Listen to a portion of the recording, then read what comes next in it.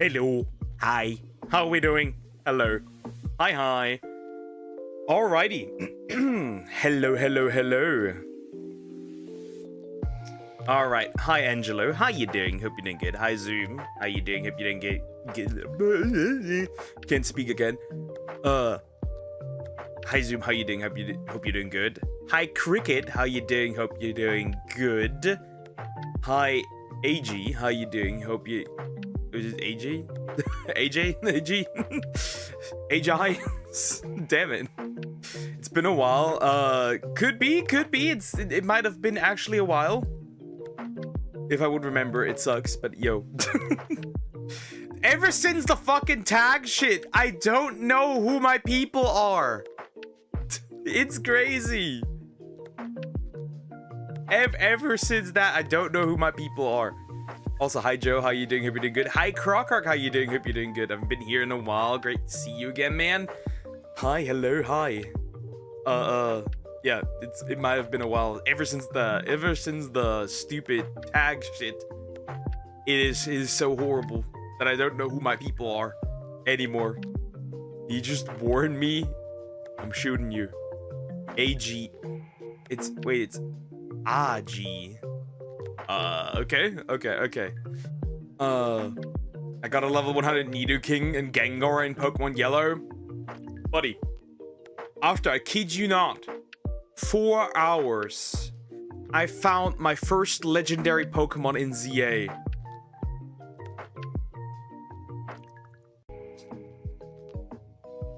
Yeah, I found my first legendary in ZA in Virizion. Too bad its location is absolute dog shit, so shiny hunting it on Monday will be horrible, by the way. I've also been pre-farming like 20 of these donuts with guaranteed shiny, so yeah, we'll be getting shit tomorrow. I can guarantee you. How have you been? I'm great. I'm pretty great. I'm pretty great. Bad fun. The bad fun. Hi, Shadow Eclipse. How you doing? Hope you're doing good. Cheese. The cheese of truth. Immigrants cause cancer. Anyways, yeah. We have another game, obviously. Valkyrie Profile 2. We have that as well. We've got a few things. I won't do as long as I usually do. We will love to see you suffer. You send in struggle meals stuff. So there's that. Today I only will do 4 hours because I want to work on something, and I need a little more time on that. So yeah. And then next week also is my last week of college. Pretty much this semester, which is gonna be peak. My name is just that. Ah, gee, it's what I go by online. Yeah, okay. We got this. Yeah. I think we'll do... Do we do? It is Suffering, part 385 today. It's Suffering. Year 20, almost year 25 now. Regardless, I think the first thing... I think we're gonna start with a Charlie video. Moist Critical video. A Penguin Zero video, no matter what, whatever you want to call it. Then we're going to do, and then we're gonna do Crockroc's video. We have to do that as well. My last 2 days of college semester. For me, it's next week. It's two a lot more days, and then I have peace. And I want to work on YouTube really hard. I'm gonna start a channel where I just like turn the gaming stuff into like small snippets, and upload that in like a old-fashioned Let's Play style. I don't know how to call it.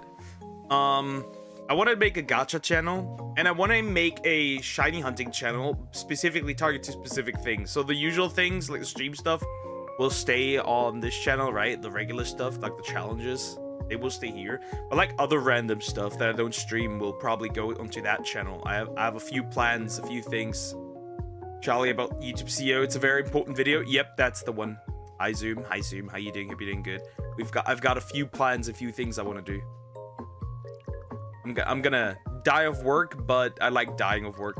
Hi Lulu, how you doing? Hope you're doing good. Hello, hi. Get a month till next semester, so I get a long way to break. I have for my break, right? Because this semester is significantly shorter. Because technically, you're supposed to use the last month essentially to work on something, like the rest of December and then January. However, I have completed that. So I will put that in towards the end of the week now. Right, I'll finish that next week, and then I have for myself just like half of December, January, February, March, and half of April. I am free. I'm a bird. Look at diversifying his assets. You'd like to see my assets, don't you? Gay. My man's gay. How's everyone doing? I'm doing great. I've worked so hard. I have 3 days in fighting tooth and nail not to lose my scholarship. Huh? I lost my financial governmental support, but I lost it because I didn't have the necessary, like, apparently not missing a single point was enough for them to take that away. What assets? We're talking about just more content overall. But yeah. YouTube stuff. There's a shooting incident in Australia. Damn.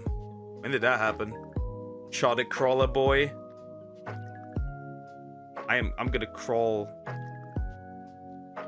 I'm gonna crawl up your rectum. But damn, in Australia is crazy. Damn. That hurt. I think I just pulled an ingrown hair out of my beard. Does that hurt? Pulling on that. On two ends. Anyways, that sucks. Anyways, I think we'll just jump in. Happened earlier today. Damn, that sucks. I hope that it wasn't too bad. I hope it wasn't too bad. I hope so. But you never know. I hope nobody got severely injured or anything. Division right on the edge, riding the line of losing and keeping it. I lost my governmental support. Good part is I immediately can pay back the debt, and YouTube pays me enough so that I don't struggle with anything significant. Unless YouTube's AI is stupid. And speaking, well, some died, so damn, that sucks. Yeah, I'm gonna straight up say it. Immediate death penalty. What do you mean, jail? What do you mean? I've recently just seen a case where apparently somebody, good luck and stay safe. Yep, everyone in this world, the world is dangerous. I've just recently remembered a case. I think Kirsche covered it, where basically a guy broke into another man's house, stabbed the man, stabbed the daughters, killed his son, then pled for insanity, and then is like almost essentially got scot-free for quite a while. And essentially just recently they jailed him again for supposedly 20 years soon. It is crazy. It is crazy. The world is insane. It is insane. Regardless, we've got something. We've got something. What happened? What we're talking about? Australia. Australia. There was something bad happening. I said the S word. I can't say shit, but not pew pew S word. YouTube censored it. Yeah. It's crazy. It's crazy. The rest flee. I heard so. I doubt they'll be identified. Once you don't catch or identify in real time, it's too late. Possibly. You never know. That's the thing. Regardless, we've got something here that needs to be addressed because it's been running incredibly rampant. We'll jump over here, obviously. We're here now. So, since that brought up the topic of AI, right? Bad statement from YouTube CEO by Penguin Zero. We're gonna look at this. So, for those of you who... it is crazy how we're being gaslighted into thinking Susan was a better CEO than the current dude. So essentially, the guy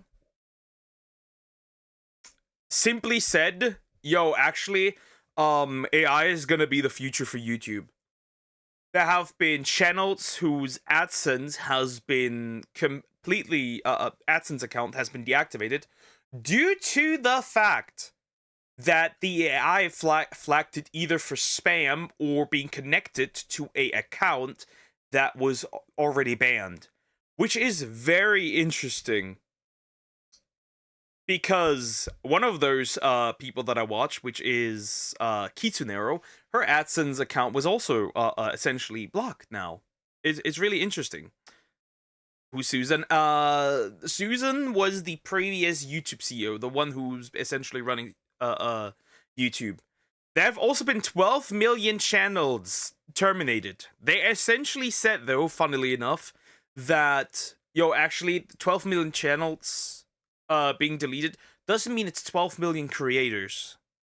Which, by the way, people have been running the math, cannot be accurate. The AI banned a dude, essentially, right? The AI banned a dude who essentially is a point where YouTube said, by the way, completely illegitimate.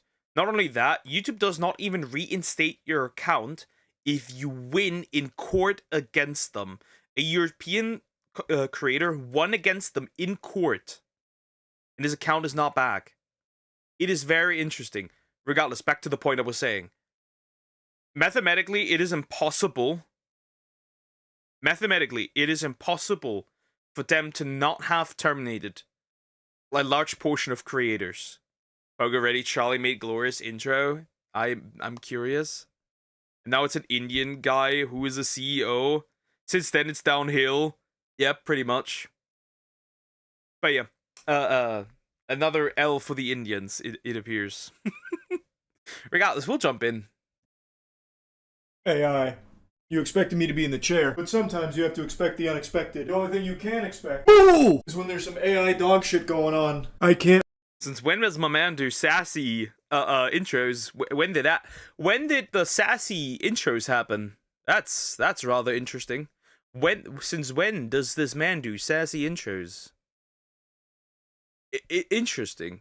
Interesting. Sassy intros? Cool. I can't resist the urge to make fun of it. I'm in my artsy era of video making right now. That was like an A24 level intro. Didn't he win Content Creator of the Year? Am I wrong? Am I mistaken? I might be mistaken, but I think I'm right. He won some kind of award recently.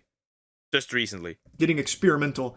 I just figured since Quentin Tarantino's lost his marbles, lost his mind, and has gone on these unhinged rants attacking beloved actors like Paul Dano and Matthew Lillard over nothing, it's up to me to pick up the mantle of delivering some creative cinematography, so I'm dipping my toes in there. Toes that Quentin Tarantino I'm not allowing to suckle on. Anyway, speaking about sucking feet, the YouTube CEO just released a statement that sucked a lot of ass, where he's defending the AI usage across the board on the platform.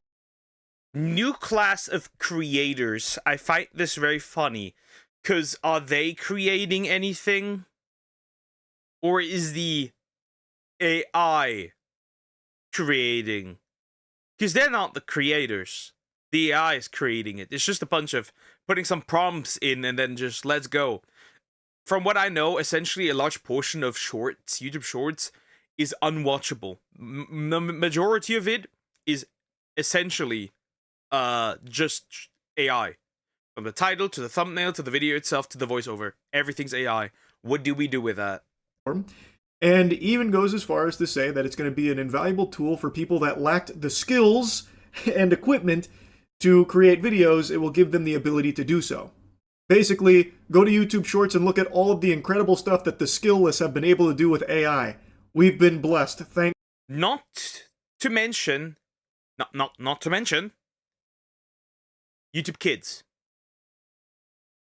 Almost all of YouTube Kids is essentially AI. Almost all of it. Almost all of YouTube Kids is AI. It just is AI. I think, and I'm gonna say this, I think most of us can agree that AI should be fully kept out of human creative endeavors, whether it's art, music, video, media, whatever. That is what I believe.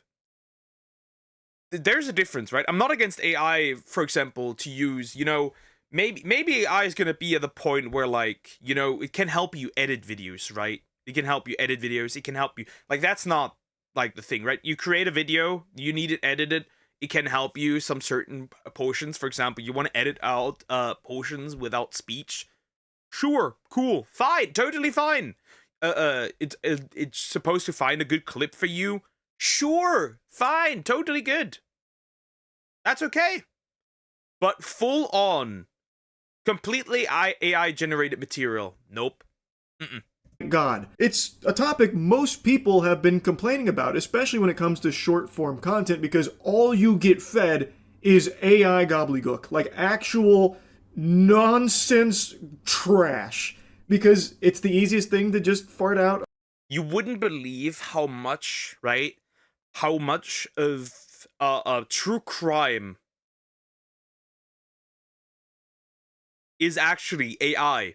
There's a large portion of true crime content that is essentially just AI made up nonsense, which is really funny.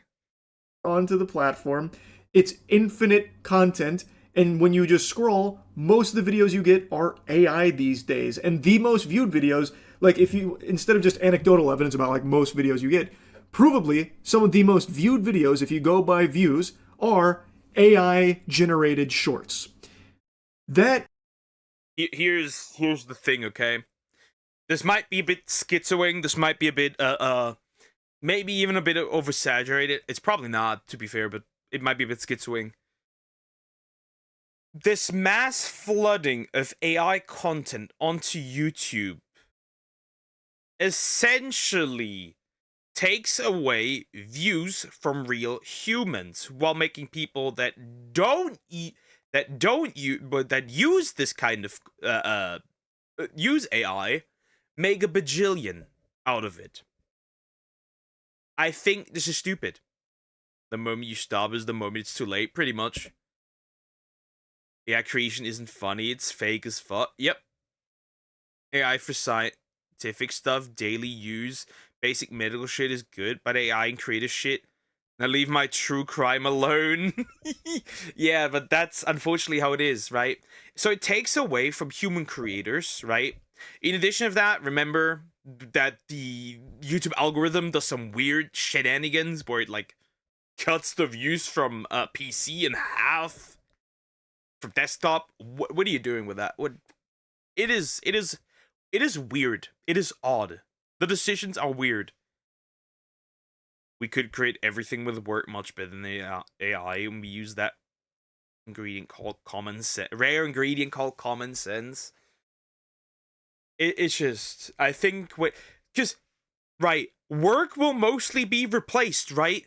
A lot of work will be replaced by robotics, AI, whatever, right?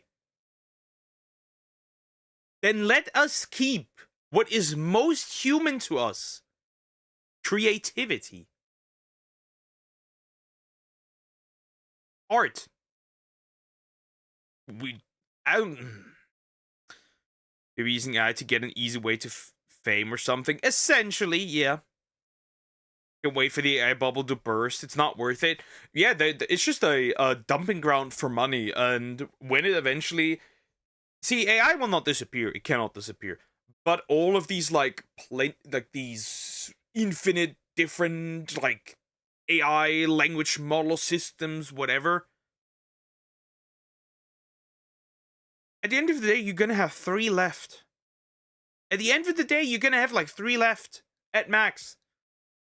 I'm predicting that the 3 that are gonna be left are ChatGPT, Gemini, and maybe Grok. That's it.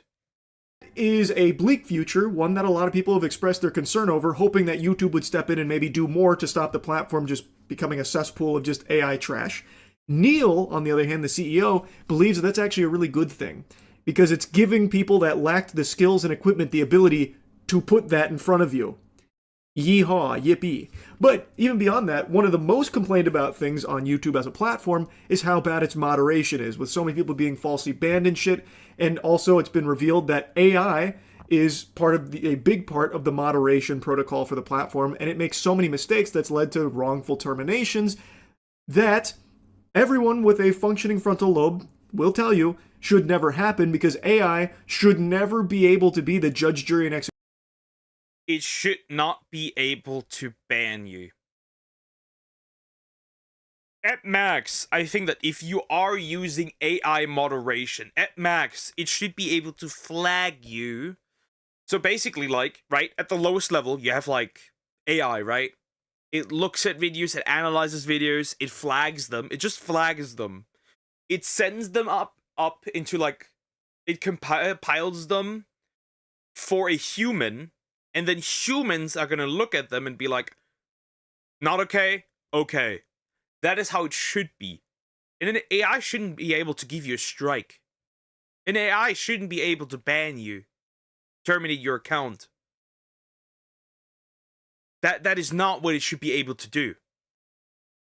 You know, that would be a good use, saying like, yo, actually, just flag it, compile it, send it to a human.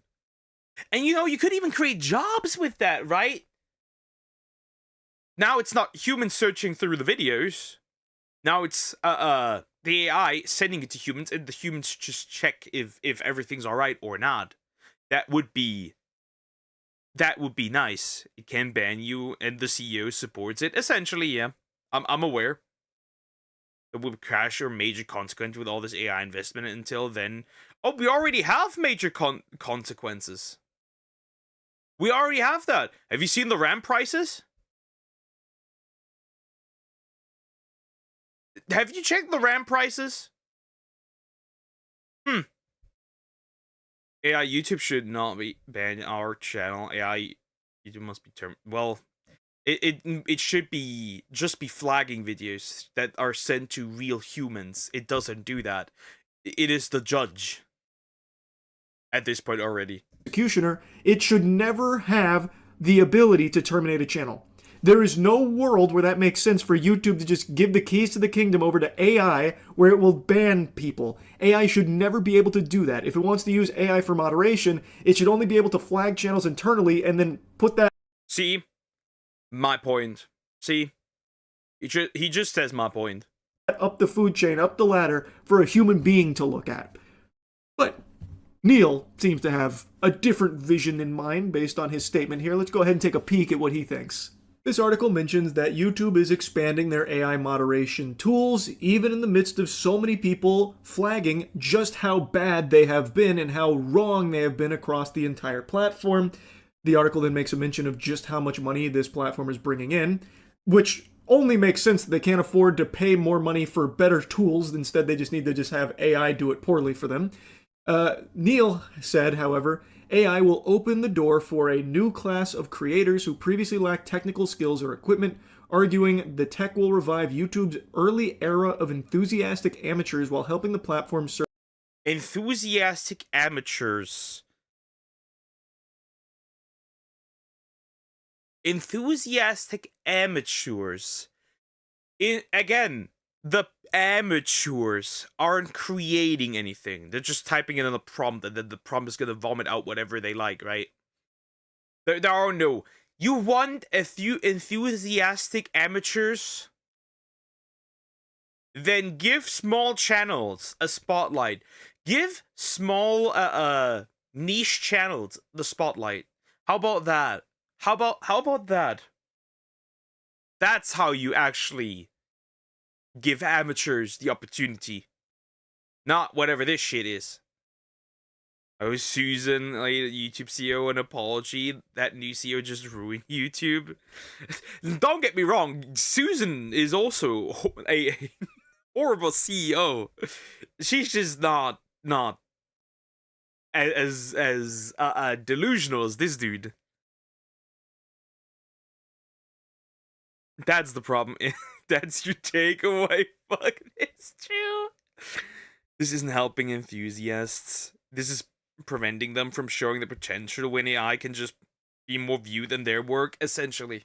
Surface stronger content overall. That's a very interesting perspective on it all, and I feel like that's one you could only achieve by huffing endless amounts of glue to deteriorate your brain to a level of delusion that I find almost enviable. You really think that by giving these AI tools to everyone out there, what you are getting in return is the old era of YouTube of enthusiastic amateurs producing content? In what universe? It's the antithesis of that. It is the antithesis of creativity. The old era of YouTube that people look back on so fondly, the golden age, that was people just filming something in their bedroom, talking at a camera, or doing something silly, or making a skit, something like that, for the fun of creation. You mean, that's a horrible stop, my bad, buddy. You mean, broadcast yourself? You mean that? You mean broadcast yourself? Yeah, the good times. 2012, 2013. Yep. For the fun of being creative and just putting it out there. There was no career in it back then. It was truly just for the love of the game, the love of the sport. And somehow, he believes that these AI tools will reignite that passion, that drive. Based on what data? What we have is endless amounts of data to suggest the opposite, where when you have these tools and make it so easily accessible for people to just squeak out 30 seconds worth of AI drivel on shorts and do that 40 times a day, that's what you will get. It's just AI slop. There's a reason that term exists, because when you go on shorts or even full-length videos now, people are doing like 8 to 10 minute, completely fabricated, phony baloney, false true crime stuff is one of the bigger culprits. False true crime stuff, yeah, I know of that. I'm aware of that, and it's crazy. Yeah, and fun fact, YouTube actively pushes you as a creator to upload more. They have been specifically catered, right? Originally, like, as long as you were consistently uploading, you would be fine. Essentially now they're trying to push you to upload long form multiple times a day, shorts multiple times a day, at least 3. Either of those, at least 3.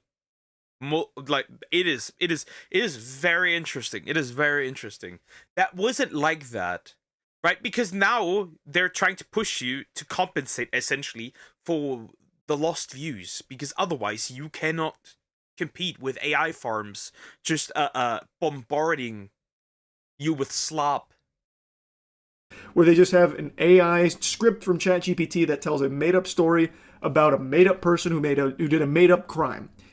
When you have that content, what there, Neil, is reminiscent of the old era of YouTube with enthusiastic amateurs creating shit. We haven't seen anything positive on YouTube as a result of these AI tools Neil speaks so highly of. They're a fucking scourge right now. Half the time, you don't even know if what you're watching is real or fake because there is so much of this content on there.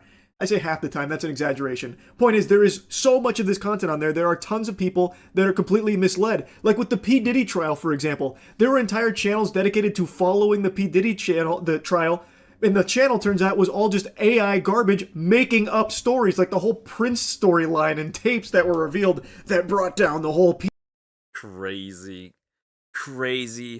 And see, at this point, I see it daily of a channel getting demonetized, or a channel being flagged for spam, a channel being terminated for an old account that does not Imagine you get terminated for an account that does not exist. We had people, we had creators, I think we're like 600,000 subs, a comic creator, right? He does like these cartoonish style animations, right? And essentially he got terminated for an account linked to his that does not exist. It is very interesting. The AI is going crazy. It is horrible. Diddy case. All of it was fake. Yet those channels made tons of money for the people that made the AI garbage. And tons of people took it as the truth. A lot of people believed it. It became a big story that needed to be like formally debunked. That's a bad thing, Neil. I don't know where you are seeing any positive usage of skillless creators using AI tools to bring good content to the platform. Like, I don't know where that's coming from. It is just truly an exploitative tool for people to make a ton of quick cash off of by just making infinite videos instantly. Like, that's what we are seeing, and it's not good. Most people are complaining about it, rightfully so, but Neil is defending it tooth and nail. And we haven't even begun to scratch the surface on YouTube's AI moderation tools yet. We're about to get into that. According to YouTube CEO, AI will be key in policing misinformation, IP theft, scams, and... Yeah, misinformation. Yeah, with all this AI, it feels like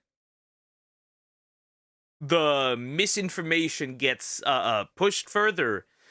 The era of disinformation, is that the word you'd use? I don't know. Is slop. What many creators have dubbed AI slop. AI will make our ability to detect and enforce on violative content better, more precise, able to cope with scale, and adds that the system improves literally every week. Is that so, Neil? It improves every week? Because I just read a story today about a channel that got terminated because another channel re-uploaded their video and YouTube's AI moderation tools took down the original creator's channel. Yeah, imagine somebody re-uploads your video, and then your account, the original account, gets yoinked off the face of the platform. But the re-uploader faces no consequences. Crazy. That he had re-uploaded that other channel's video, even though he was the creator of it, and you let the re-uploader walk away. Not you punish the real person, not the imposter. The AI tools are getting better every week, huh? There is stories daily about the fuck-ups from AI moderation tools. What I do agree with him, though, is that given the scale of this platform, it would be impossible for humans to... I mean, yeah, there's a bajillion of data uploaded daily on this platform. Sure, agree. No, it's hard for humans to watch all over this. Agree. The point isn't that you can't use AI to check whether or not something is problematic to the platform, right? The problem is that that should go to a human after it has been flagged. Take care, Lulu. Have a good, I think, good night. It's late, right? Take care. They should push copywriting to a new level. The problem is, see, you can the copywriting system. The copywriting system is also just dog shit. It's just dog shit. Right?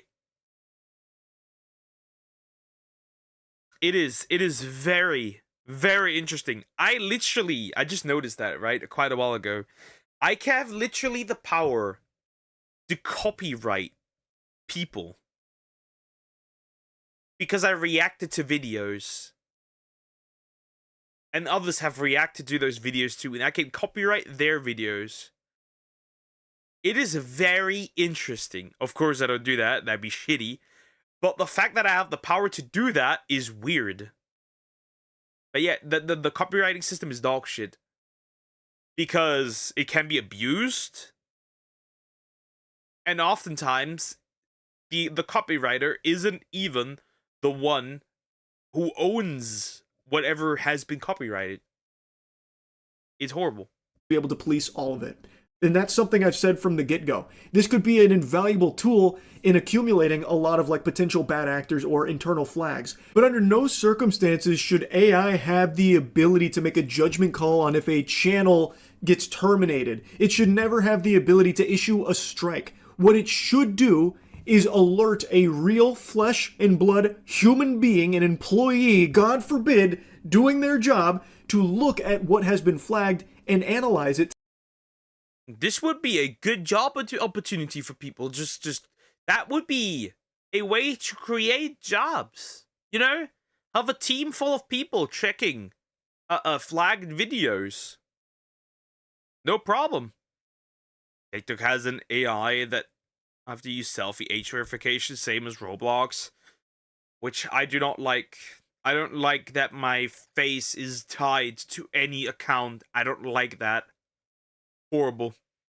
To see, is this actually violative content? Because right now we have so many examples of AI messing it up. It's been making big boo-boos, big whoops-a-daisies daily. And they are easily overturned once a human being is alerted to the mistake. AI shouldn't have the ability to do this in the first place. It should always come down to a person behind these calls. But that'd be pretty great. That'd be pretty great. I mean, they use literally see, it's crazy. There is not even a real human running the Twitter accounts of YouTube. It's all AI. And then you get some weird AI response in your once you tag them, right? Speaking of which, let me check if Kitsuneros, like after 24 hours, they're supposed to fix everything, right? They're supposed to fix it. Let's see. Does Kitsunero have her AdSense back? No. She does not. After 24 hours. Is interesting. She does not have it back. Interesting. We know AI will replace that job. Yeah, the AI replaces the job. And then another AI works with the other AI and replaces another job. AIception. Humans don't want to deal with customer service. It's the last thing they want for customer service. Customer service that does not want to work customer service, huh? Neil likes to let AI moderation run rampant. I imagine Neil would have no problem stepping down and letting AI run YouTube at some point. Am I right, Neil? It is a problem. In his interview, where all of this stems from, it really highlights just how delusional this company is under the leadership of Neil. In September, YouTube unveiled more than 30 AI-powered programs designed to make it easier for anyone to shoot, edit, upload, and make money from videos. That's 3 times as many as it launched last year. Among the innovations were tools that allow a phrase to be turned into a song, or that can translate a video and dub. What is being created? Who is creating it? Right, I'm not the greatest, I'm not, right? I'm not the greatest creator, right? I watch videos and give my opinion, and then I stream and make Pokemon videos in addition to that, right? Sure. But my creation is my commentary to stuff. Wow, your creation is a few words turned, and then will be turned into a 3-minute song. Wow. She's still, yep, she's still, apparently they don't work on weekends. Apparently they don't work on weekends. Very interesting.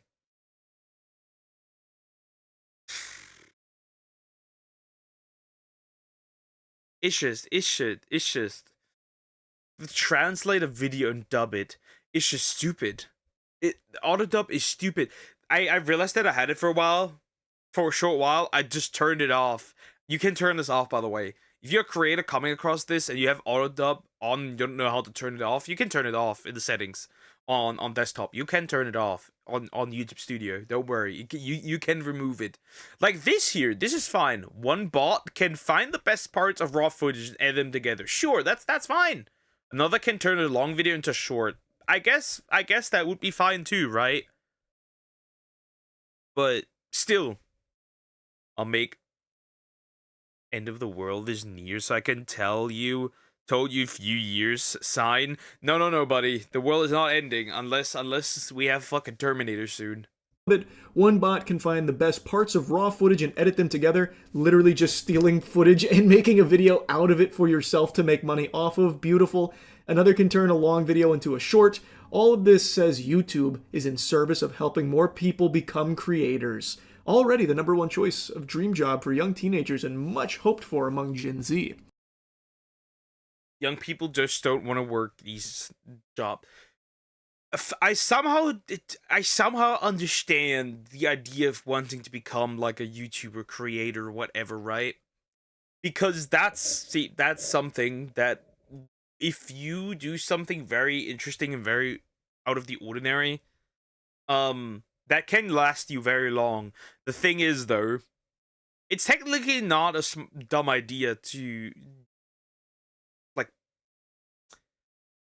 try it, because most jobs, we're gonna have major unemployment on this planet in 10 to 20 years. Major unemployment. Waves of unemployment. So maybe actually not the most stupid idea. Will it work out for most people? Nope. But it's not the most stupid idea if you have a creative idea. AI is not the way, though. And people don't care. Neil, how does any of that remind you of the old era of YouTube with people enthusiastically creating content? How? By having AI do it all for you and you can just slap it on your channel to make money off of it? Gotta tell you, buddy, that doesn't really sound like the YouTube I remember on the front lines back in 2007. It just feels like it's very much a corporate decision from YouTube where you can make more money off of this trash. But maybe that's just a crackpot conspiracy theory. I don't know, Neil. Maybe I'm just way off the mark on this one. Maybe there is so much good content you're consuming that's AI generative on the platform. You think this man consumes what people create on YouTube? Bro, they have a major, essentially a major epidemic where they nuked tutorial channels for whatever reason. They had like real beef for tutorial channels. People want to be content creators because it's bloody easy and they get fame. I would say that for low to mid creators, that does apply, but for higher level creators, depending on what they do, I wouldn't say it's easy. depending, right? Like if you're running a company, you like CEO of your own company. That I could see that it could be diabolical depending on what you do, right? If you have like employees and stuff, then I could see how that could be harder than an average like simple 9 to 5. But I don't think that applies to like low to mid level creators. From right now. I have no doubt you're watching tons of it, right? I still remember when YouTube's slogan was broadcast yourself. Neil is arguing the opposite. It's not about broadcasting yourself, it's about letting AI broadcast shit for you. This Time interview really is just fucking laughable. Neil, who has always been known for his willingness to dig into the weeds of an issue and really understand it, proved to be a quick study about traditional media, according to those who have done business with him. I would say Neil is very well prepared, says NFL Commissioner Roger Goodell. What a fucking amazing vouch. That's who I want to put my trust in. Someone that Roger Goodell is saying really has a good handle on it. He's got this industry by the titties. Take my word for it. He's got this industry by the titties, by the yitties. Triple H, that is head of creative in WWE, just ruined John Cena retirement match. He effed up. I got no idea. And to be fair, again, I don't watch wrestling whatsoever. I have no interest in that. Never had. He understands what he's trying to build. He's got a deep understanding of the media landscape and where YouTube fits and where content can help him advance his strategies. He is right in that last part. Neil knows exactly what he wants. He wants YouTube to be very AI focused. I think that's pretty clear given the direction that he seems to be. It's interesting, right? Where's the you in that anymore? YouTube, where is the you? I'm questioning, where is, if AI is creating all of this, where is the you? Where is it? Where is it? Hi, Dinosaur, how you doing? Hope you're doing good. Grab them by the titties. Grab them by the yitties. Pushing it. I also can't help but giggle very hard at that first sentence about how he has always been known for his willingness to dig into the weeds of an issue and really understand it. Since when? When has that started?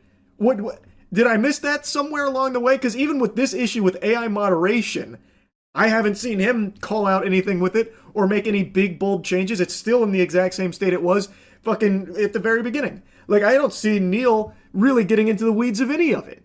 Like, what are you talking about? He's a guy who's more than willing to plug his ears to it and just let it ride until there's enough of a hubbub about it on Twitter, then someone will step in and fix it for him. Now, just to give you a whole picture of what was said here. Like, whoever's running the Twitter account of YouTube, you are a poor sack. I feel bad for you.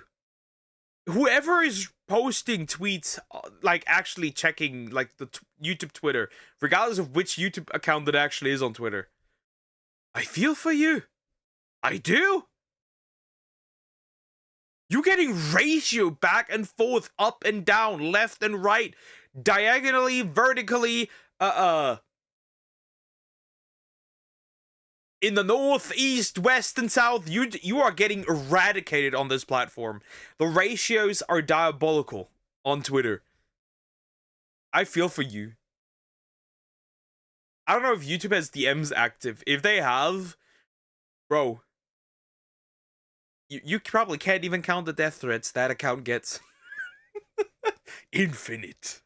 In the interview, he's optimistic about the implications of AI for his company in the world, believes YouTube could see a return to the early villagey days when it was populated by a higher proportion of exuberant amateurs, which I've already completely dove into by this point, but just wanted you to see what was actually said in the article itself.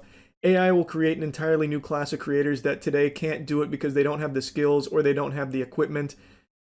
Again, they are not the ones doing it with these AI tools, Neil. It is the AI doing it for them based off of a couple of sentences. I wouldn't necessarily say that harkens back to the days of the early villagey days when YouTube was populated by a higher proportion of exuberant amateurs, Neil.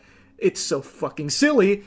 But the same rule will apply, which is there will be good content and bad content, and it will be up to YouTube and our investment in technology and algorithms to bring that. I have finally discovered it. I have finally discovered a new element in the periodic table. Retardium. I'm putting that immediately on there. It's a light metal. No, it's a heavy metal. Retardium. To the fore. That's true, Neil. Now, can you point out some of the good AI content you're trying to describe here? Because I don't think that shit exists. It is very much the entire purpose of it to be cheap, easy, and infinite. And that is how it is being used on YouTube right now. Go on your own platform, Neil, and scroll TikToks for just 15 seconds. You're only going to be seeing a ton of trash, mostly AI. Like, come on, man. Like, snap back to reality. This is ridiculous. And at the very least, do the bare minimum of restricting AI moderation tools' ability to ban creators. That shouldn't be allowed. That should just straight up be illegal. Like, I really think that should be a fucking crime. Bro, we are in trying times. So in the US, they are trying to repeal, what was it? Section 230? 230, whatever it was called. Essentially, it would push online, right? It makes it so that online platforms are not liable for what their users post, right? If they repeal that one, it makes the platform liable for what people are uploading. Meaning that we will officially, if that happens, we will enter the age of government censorship. We are essentially on the way of something that is absolutely dystopian. That it is dystopian if that should be repealed. Not only that, they tried it before. We will enter an age where the government will decide what you can post. Crazy. To have YouTube knowingly allowing AI, which has a very provable track record of being wrong and making mistakes, be the one to take away entire people's livelihoods like that without any human oversight. That should not be allowed under any fucking circumstances. That needs to be fixed right now, Neil. Maybe instead of doing Time Magazine interviews, that should be like on the top layer of your priorities, I would hope. Because it is just unacceptable and it is out of control. It's happening daily. It's not in this perfect state you seem to think it is, and it doesn't seem like it's improving literally every single week like you say it is. Anyway, this interview made me upset and I wanted to yap about it. And good that he did, because that is important. It is very important that this is talked about. Because if we, as the creators also, let them get away with this, viewers and creators, to be fair, because, well, if your favorite content creator gets nuked because the AI is stupid, and bad and horrible, then you're gonna suffer too, right? We can't eat without YouTube. We can't eat without YouTube. There must be something running in the background. Otherwise, you're going to the hospital. You know the meme. Regardless. Yeah. YouTube's AI is out of control, and I'm seeing daily posts of creators getting unjustifiably nuked for accounts that have been nuked years ago, like 10 years ago, or accounts that are not supposedly linked to them that don't even exist. Very interesting. Anyways, like, comment, and subscribe. Crazy.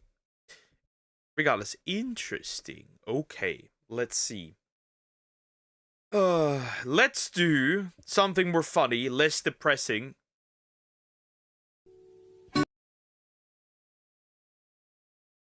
Let's do something. Let's do something more interesting, more funny. Less what's the word? Less depressing. Less depressing. It's gonna be a lot of what the fuck. But yeah, let's go. Let's go. And for that, we do Crocker Rocks, because the Crocker Rock wants it as well, if he's still here for that one. Regardless, let's see.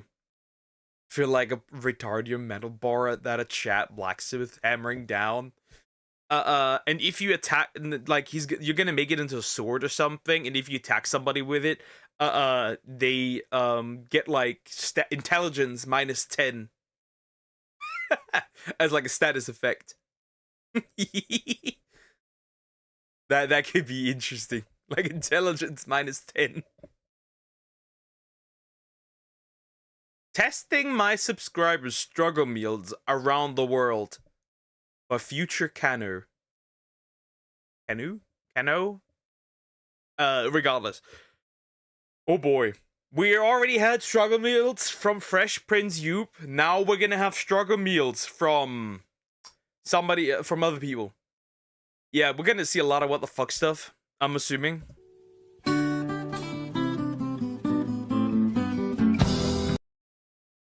Diabolical. Hi, Samax. How you doing? Hope you're doing good. Hello. I'm the bone of my sword. Hello. How are we doing, Apple? How are you? What's good? 'Tis the season again when we remind ourselves that you never know when life is gonna kick you in the crotch, give you a wedgie, and spit on your face. To prepare for our defeat, let's learn together and test out some more of the struggle meals you guys been sending me over the past few months, cause tide might be high, but we're holding on.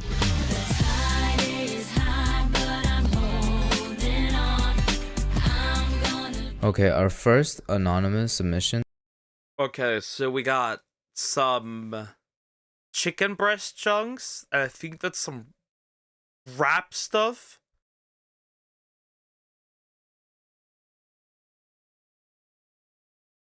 Like some flour tortillas, right? And then we got some, like, is he trying to create a wrap? What's your struggle meals? I don't even do struggle meals. There are no struggle meals. I think the only struggle meal that you could really say that I did was like noodles with ketchup. But other than that, that's pretty much it.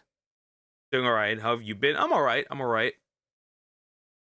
Calls it the college experience, so I assume it's pretty horny, insecure, and dehydrated. But it seemed like a good start because the first step involves making ramen.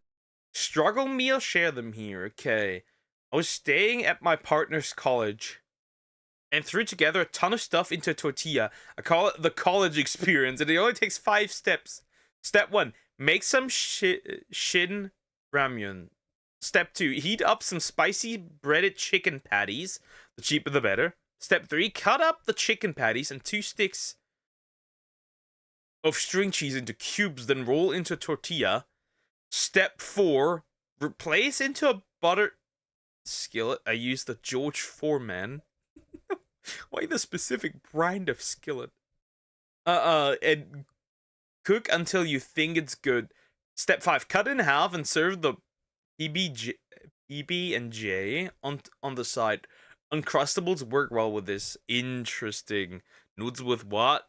Noodles with ketchup. I also did noodles with mayonnaise before as well. And even noodles with mustard. However, I think mayonnaise worked the best from what I can tell. Oddly enough, rice and ketchup works well. Regardless, why would you do that? Because struggle. I'm not gonna use Shin Ramen though, I'm gonna upgrade it to Indomie. As I told you guys in the last video, I've never been to Indonesia, but my mentality grew up in the streets of Jakarta. We'll prepare some large tortilla, and why is this dry like the back of my hand? I think I forgot to seal it up after using it last time, so it's no longer moist critical. Even penguins. Interesting. Noodle is mayo is the best. I have tried it. Yeah. You can't have tortillas like open for a long time. They become hard and crusty and weird. In the Arctic, we'll have zero tolerance towards it. It's pretty much a cooking white flag waved by my friend Charlie. Another component of. Should I be offended that he cut it with a scissor? I know a man who cuts his pizza with scissors. Regardless, moving on. This dish is chicken patty. I don't know what chicken patties are. I'm gonna replace it with a more realistic college food chicken nuggets. While it's air frying, we're gonna cut up some string cheese. I don't understand why would a dairy company name itself after a vaccine. We're not really warming this up, so I guess maybe shredding it would be better. Making the Indomie as usual. I feel like we've been making a lot of these lately. We put it on top of the cheese and the nuggets fresh out of the air fryer. Let me know in the comments if I'm qualified to work at Chipotle. Not gonna lie, this might not be that bad. Thank you, Selmax. This might not be that bad. Like, this might genuinely not be that bad.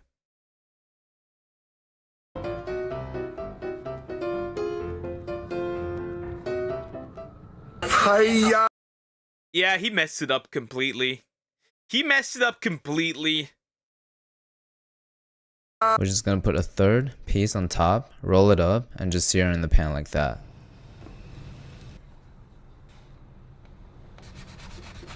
I'm pretty surprised that it held its shape. It looks like the inside of a caterpillar. So let's give it a taste and rate it 1 through 10. I mean, obviously it's fire, but I like to know where you went to See? That's not... Yeah. This is not too bad. Is that really that much of a struggle meal? This is not too bad. This looks interesting. I'd eat that, sure. You're a European poker, you have no right to be offended in terms of food. I can be, because European food is superior. The only issue we struggle with is salt. But it's a food meal, I've tried it. Okay. college that you call this Do you mean good meal? a struggle meal? If I had access to these luxurious items back in college, I wouldn't have finished with such a low GPA. For that, I have to give it a 7 out of 10. Sarah, from the sweet home of Alabama, told us that her recipe is just mine but 10 times better. And it's gonna be like a fried potato dish. With a boiled potato, as usual, gonna peel the skin back to have fun. Adding 2 teaspoons of cornstarch, some mozzarella, and Tuscan garlic. I don't have that, so I'm adding some good old American garlic. Salt, pepper, and Old Bay seasoning. Mash it up with a Ligma fork. Taking the mixture, will be rolling. Got me stargazing. Coat everything into panko and we're ready to fry it up.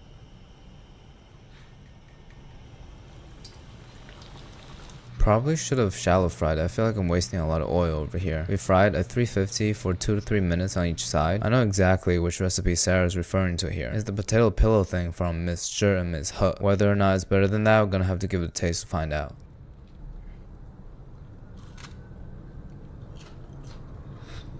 Alright, you win, Sarah. This is a little bit better than the potato pillow. I was like, that doesn't look that bad. Yo, that I have the stuff at home here. I would try that. But salt is an essential part of food, though I'd assume you guys would be fine. All the Turks would take care of it. We are most Germans and a lot of Europeans are very much sodium deficient. Damn, it is interesting. We are salt deficient here. Pillow thing, because without the panko in the beginning of the frying process, everything sticks to each other and the bottom of the pan. The breading not only prevents that, but also adds that additional layer of super crisp, like the image quality of my new camera. Yes sir. Hello, Daddy Canoe. Daddy Canoe. Daddy. No, not Daddy. That Daddy Canoe is crazy work. Salt is the only thing you have. We literally have all the other seasonings, right? You know that we are globalized, right? We have all the other seasonings, right? Which you can't really say for your for India's sanitary situation, right? Regardless, we do have all the other stuff as well. We don't need as much because we aren't. We don't need our ass be burning. We don't need our food to burn the way it came in, it comes out, right? We don't need that. That's like shaming Japanese for not being fat Americans. Never in my life have I needed something so much and never known until I received it. Well, Zachary from Minnesota wants to share a soup recipe. Whenever I see a soup recipe in a struggle meal category, I just know I'm about to throw a bunch of stuff in the pot and cover it with water. Starting in a large pot and goes some butter. Zachary wants me to stroke my sausage until it comes. Who sent this? Also, I wouldn't be eating that. I can already tell you. I'm a picky eater. I wouldn't be touching that. To a brown color. Then some diced onions, saute everything together, and we'll add a can of tomato soup. Well, you guys better call me Andy Warhol, because I too uses the soup for money and call it creativity. Using the can as a measurement, I'm gonna pour in 3.5 times of water. After grabbing them from my bedroom, I'm gonna put in 1 large carrot and 1 large zucchini. Some parsley, basil, which... Yeah, I'm already not eating that. I'm already not eating that because I don't like zucchini. So, Well, with the sausage, we're already difficult, but the zucchini, yeah. Just bring it to a simmer for 2 hours. That seems a little unnecessarily long. 15 minutes before we're supposed to add tortellinis. I have these lobster ravioli over here from the day I went insane at Costco. The expiration date is a month ago, so wish me luck.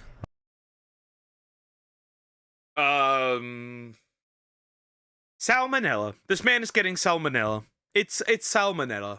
100%. Alright, the soup is done a while ago, so we're just cooking the raviolis. Finally, topping it with some cheese. Is it me, or is this looking too aesthetic to be in a struggle meal video? The way I feel about this dish is how we took nice, fresh ingredients and presented them in the most struggle way possible. All of these ingredients, sausage, carrot, zucchini, I'll put in my body regularly in a non-struggle way. But here I just feel like we're making ourselves struggle on purpose. Struggle for no reason equals discipline. 7 out of 10. Yeah, I wouldn't be eating that. Eat your veggies. I hate cooked vegetables. I hate them. I want to introduce you guys to the radioactive chicken and the Ligma gang, 2 levels of membership as a way to support this channel and me. You can hatch from an egg to a true radioactive chicken, members only vlogs, commentary, and prioritizing your recipe submissions. But overall, I just think it's a great place for us to engage with each other more. For example, I'll be asking for input for the next merch line. Our regular content won't be affected, no need to worry. I genuinely appreciate everybody's support. So Cece from LA is introducing us to her eggplant and ground pork recipe. Again, doesn't sound that struggle, but whatever. She made these measurements up because she doesn't Some of these are too expensive to be struggle meals. Like a genuine struggle meal is you don't have enough money, so you get noodles and ketchup. That is a genuine struggle meal, but a lot of these don't feel like struggle. They just feel like, I'm lazy, so I'm just gonna throw together what I have. That's what they more feel like. Like dark soy sauce or wine and regular soy sauce. That is not struggle. But you are not struggling. measure, so I ain't gonna measure either. In terms of the Japanese and Chinese eggplant, there's none in my grocery store, so I'm gonna have to settle with goofy shoe size eggplant. I guess we're just having a showdown of ingredients from my bedroom. Judging from the ingredients list, I suspect that this is gonna be a low budget eggplant and garlic sauce. This is probably my favorite vegetable dish. Like a good start to any story, we're gonna oil up our eggplant just to give it some color, and there's also a lot of moisture in there we're gonna fry off. High heat the whole time. And in terms of the meat, I don't really eat pork that much, so I wouldn't know what to do with a pack of ground pork. So like any situations in which I'm uncertain, I'm just gonna keep stroking the sausage and hope for the best. We'll stir that in together and pour in the remaining liquid ingredients, which is some wine, soy sauce, dark soy sauce, and sugar. You already know what's up. We'll put on a lid and simmer till the eggplants are mushy. And as an ending remark, again, the vegetables. It's the vegetables. I wouldn't be eating this because of the vegetables. To be fair, I don't like pork that much either, right? I'm a beef and chicken dude. I don't like pork. Turkey is also still pretty. The bird, not the country, is also still pretty fine. I like that too. Generally, bird is good. Bird is always good. Noodles and sauce is diabolical. Poker, what happened to the spice packet with it? Noodles and sauce? There's not even a spice packet there. What do you mean? she said, "Oh, don't worry on the appearance. It should look like a pot of hot shit." Okay, Cece, no need to get graphic here. It totally does not, by the way, and it smells kinda good, so let's give it a taste and rate 1 through 10. I never expected eggplant and sausage to go hand in hand, surprisingly, but it's a great foundation to take on additional flavors. It might be a little bit too salty with the spicy Italian and soy sauces. Overall, the steps are pretty simple. I'll give it an 8 out of 10. You guys are getting a little fancy on me too. So, bro said he's gonna give it an 8 out of 10, gave it a 7 out of 10.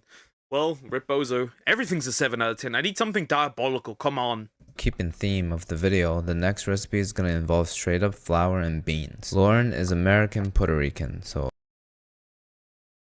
4 cups of all-purpose flour, 2 cups warm water, large pot of water with olive oil, garlic, 2-3 whole garlic cloves. You have the money, put in the garlic. This seems Oh boy. Basically American twice. With 2 part flour, 1 part water, we're gonna form it into little dough logs and immediately drop it into boiling water. We're gonna boil it for 20 minutes. In a separate pot, we're gonna start sauteing some onion in butter, as well as some cilantro, Old Bay, and beans. We'll add back in the dough from earlier. You know, Lauren said if it looks disturbing, I'm doing it right. I'm just glad this dough is not brown. Once we saute everything together, it's thicken up a little bit. Oh boy, let's give it a taste and rate 1 through 10. I totally get where this dish is trying to go, but the dough is not cooked at all. Probably my fault though. This dish definitely is a true struggle meal because you're just trying to get flour into your system using minimal ingredients. Sauteed garlic, onion, definitely carrying, but the flour log is making me depressed, so 4 out of 10. Interesting, because we make these as well. Though we usually, right? We make these as well, but we use them to make a soup. And that soup is actually quite good. So, yeah, I think it depends on how you make them.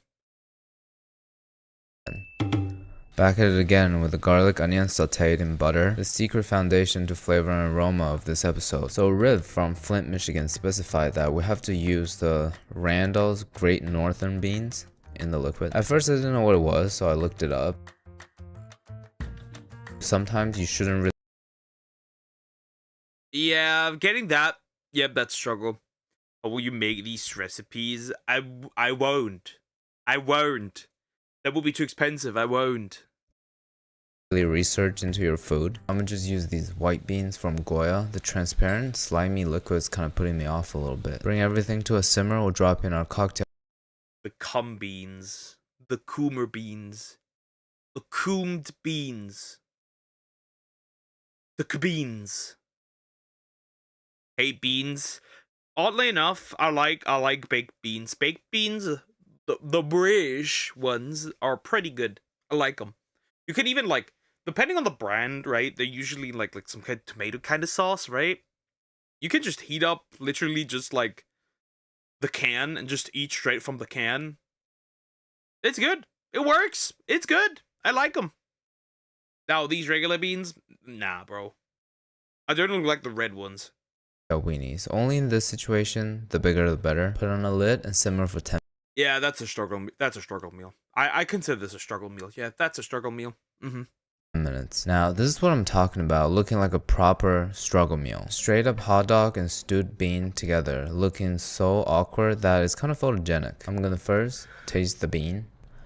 Subsequently, I'm gonna gobble the glizzy.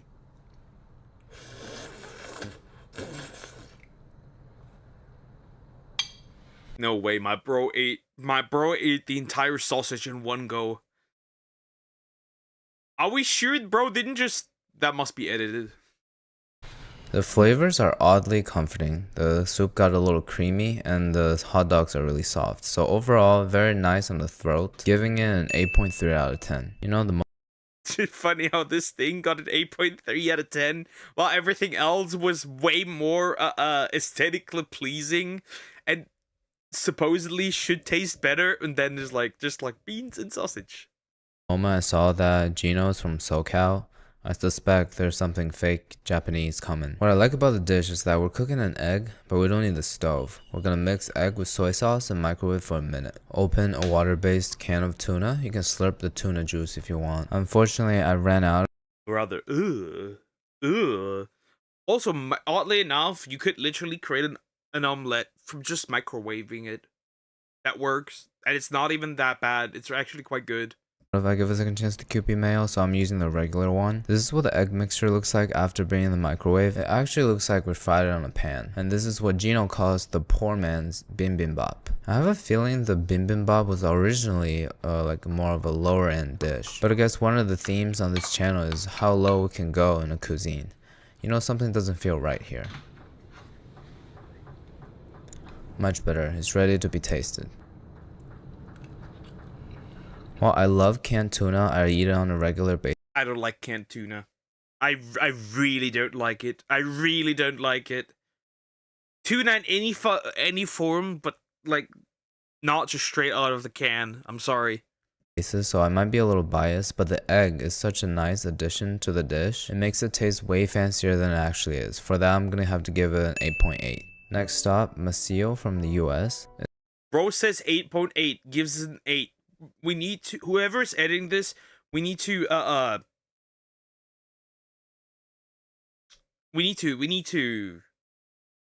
tell his editor that he needs to put up the actual numbers. Desperately.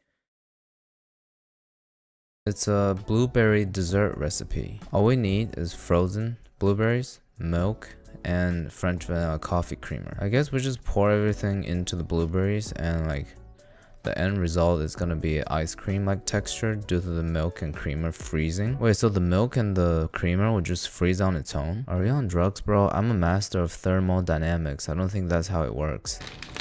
Bro is, what's the word? Bro is defying physics. Thermodynamics. Bro is freezing. Stuff is freezing just in air. That we have been watching struggle meals in general before, and no, I will not. The thing is, if I could, I would make like cooking streams, fine, sure, but I don't have the environment to do that at all, and also not the equipment.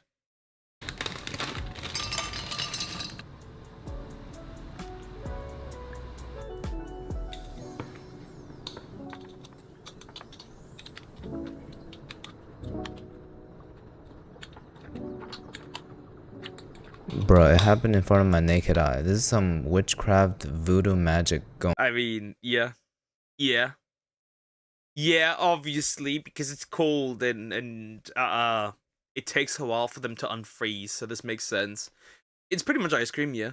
Going on here. I can't believe it actually turned into ice cream. Well, not entirely. To be fair, most of it is still liquid, to be honest.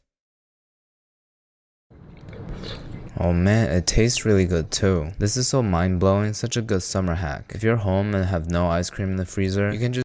Was there something wrong with this fork? Something's wrong with this fork. I don't think a fork is supposed to look like this. I think something's wrong with this fork. In the Philippines, our tuna needs to be cooked so it will taste better. Same with corned beef. I generally just don't like just eating tuna straight from the can. It's just not for me. Just take your mom's frozen fruit and the milk that your dad never came back with and make an ice cream as a sign of your independence. You guys are actually so smart. I always assumed that most of you watching this channel are stupid because I'm super stupid, but I guess some of you are actual geniuses, so 9.3 out of 10. We're finally moving away from the USA and going all the way to Canada. Justin Trudeau. Today, the United States launched a trade war against Canada. The closest partner and ally, the closest friend. Canadians are responsible, but we will not back down from a fight, not when our country is at stake. And then I know somebody who got blocked by Justin Trudeau on Twitter. It is what it is. Also, shouldn't you be with your lover, Emmanuel Macron?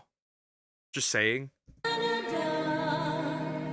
Sophia calls it the sad man's kasha, food for your horse. Again, confirming my previously articulated conspiracy theory that the ruling class convinced us to eat horse food. But anyways, we're gonna mix steel cut oats with bully beef. I don't know what bully beef is. I've had beef and been bullied a lot, but I have butter though. Cooking the oatmeal as usual, I'm using shredded spam instead of bully beef. Don't ask me why I have it, I'll explain later. Not so much beef, but they're bullied alright, and a couple tablespoons of butter. I don't think I'm gonna salt it because I feel like the spam is already carrying on the sodium front. Once it's all cooked thick like this, we'll give it a taste.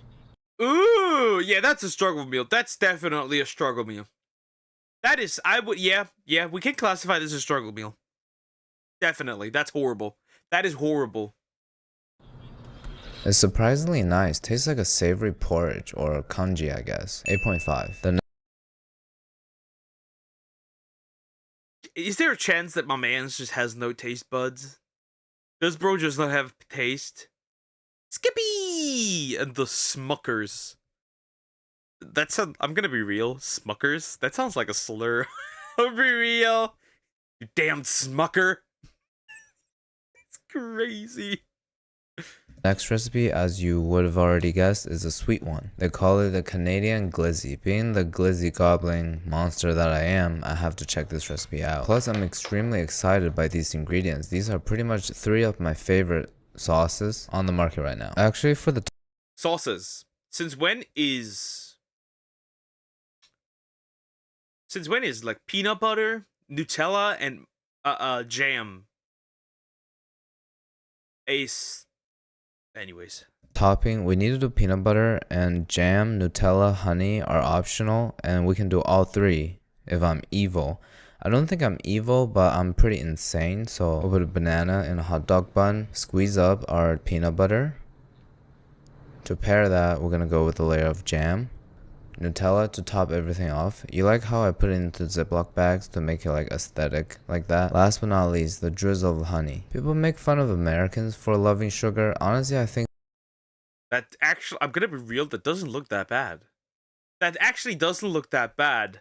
But that is essentially a diabetes dog. That is a diabetic hot dog. That hot dog will give you diabetes type 3. What is that? the whole world just are addicted. Help getting a little too thick, so I'm gonna distribute it a little I hate you. Why must you ruin this how pretty it looked? bit. Is Fox TV airing this episode? Because I feel like I'm becoming Homer Simpson. Let's give it a taste, and I really want 13. You know, I've been trying to quit sugar lately, and that bite just took my brain for a ride. I'm like Lindsay Lohan celebrating coming out of rehab by popping a Xan. It's such a horrible dish, but anything with PBJ, Nutella, honey, bread, banana is a 9 out of 10. First, in the UK, The British. After the US finished building a wall on the borders of Mexico, Canada border will be next. No immigrants coming from Canada. Interesting.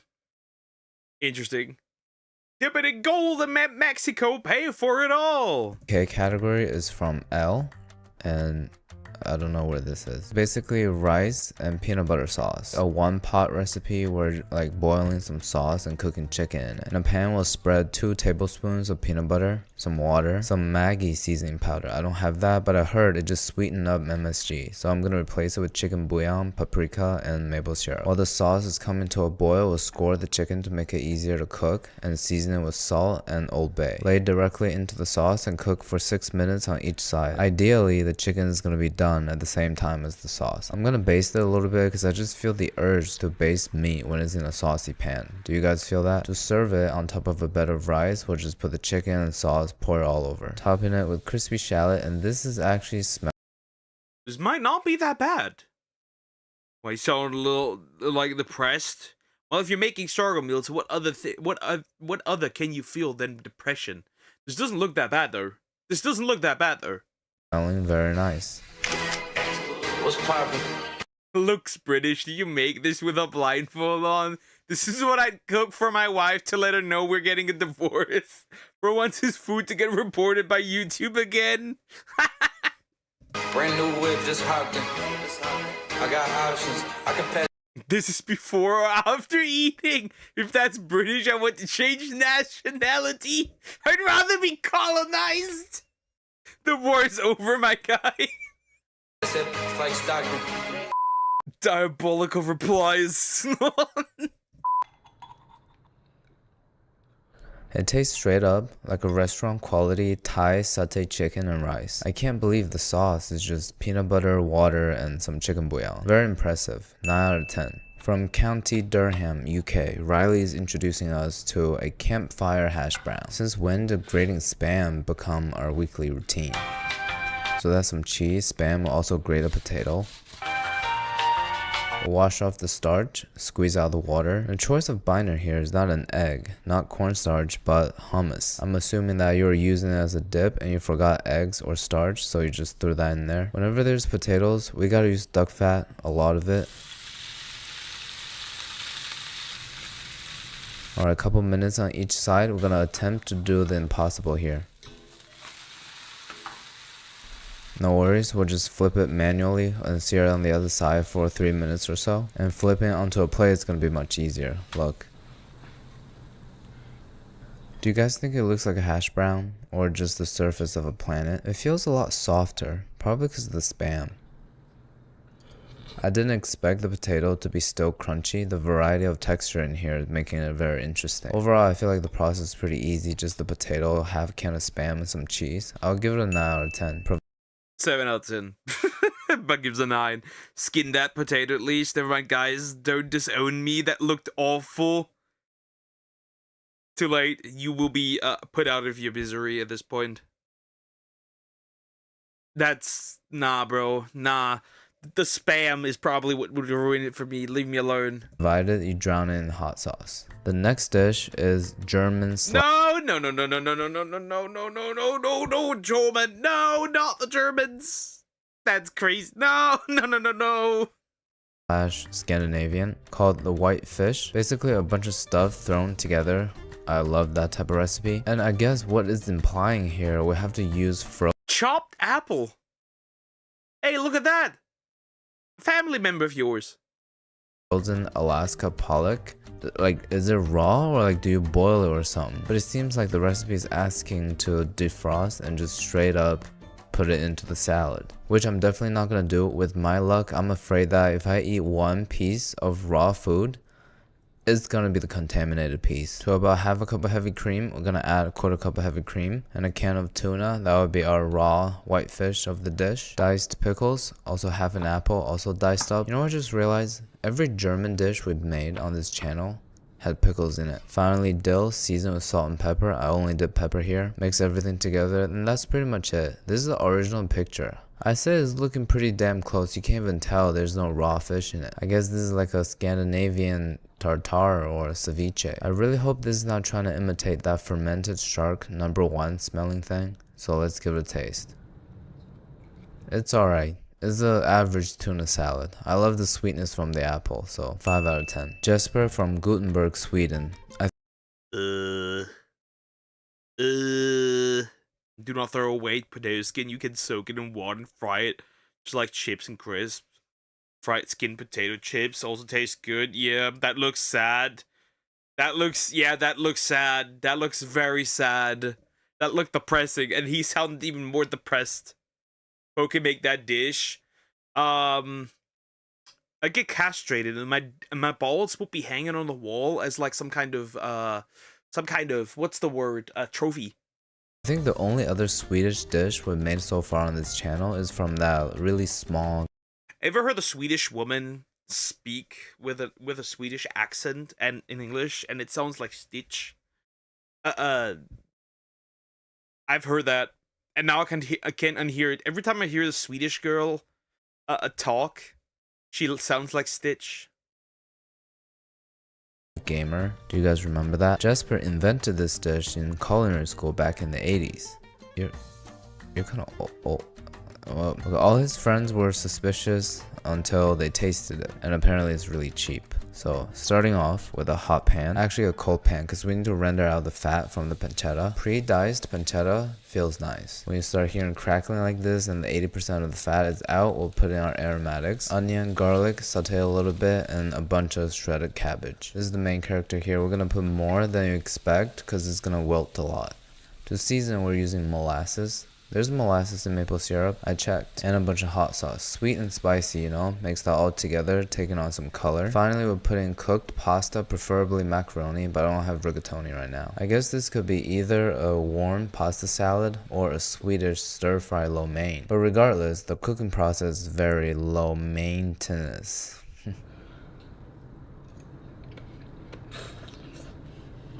I'm not gonna lie to you guys, this is actually so fire. Sweet, savory, spicy, acidic. It's got every.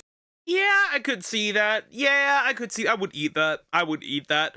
That's what you are eating every day, white boy. That's sad. No, I do not eat that. I do not eat that. Brownie, I do not eat that. I would not eat that because of the tuna. Regardless. Got some high expectations from Jesper. He did deliver. He did deliver.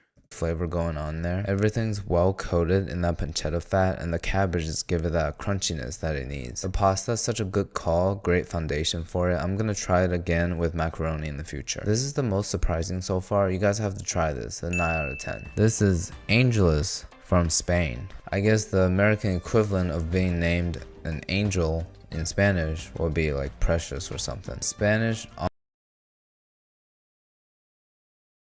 They don't say G though.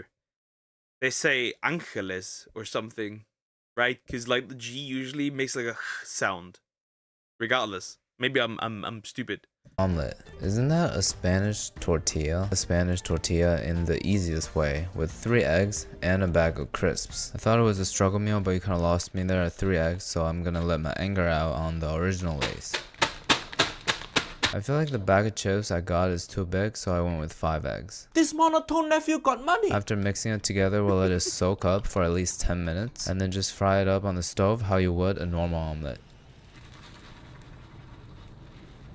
That could actually be really good. That could actually be really good. Hold up. That could actually be really good.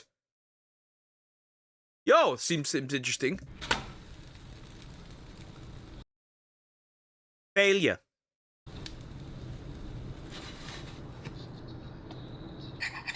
Never mind. To be fair, I never really liked Spanish tortilla. I prefer just straight up omelet or a hash brown. But this one's significantly easier to do and you don't need to season it at all because the Lay's chips are super salty. I'm giving it a 6 out of 10, but I'm really biased. As usual, being my consistent top 4 Oh boy. Here we go. Here we go. This is going to be very interesting or absolutely diabolical. geographies in my analytics, we have to make an Indian dish. This is an Indian comfort food and it helps when you have the ingredients are basically rice, yogurt, oil, and a bunch of spices. Components wise, there's 2. We're gonna infuse the oil with curry leaves. I'm replacing with bay because as my subscriber, you are my bay. Picture perfect, you don't need no filter. Cardamom, cumin, cashmere, and fenugreek. We're gonna put this on the stove and let it come up to almost smoking. The other component is basically just rice mixed into yogurt with a little bit of salt. When the oil is almost ready, we'll make a little hole in the center and pour it directly over. So you're telling me this is supposed to cure diarrhea. More like an imitation of it, but it smells incredible, so let's give it a taste. It tastes like a very aromatic fried rice, and the acidity from the yogurt cuts through the fat. Overall, pretty balanced surprisingly. I'm gonna give it an 8.4 out of 10. Yeah, but the question is that they actually have this. That tells me all I need to know about Indian food. You guys get diarrhea quite often, don't you? I'm not surprised though. 10.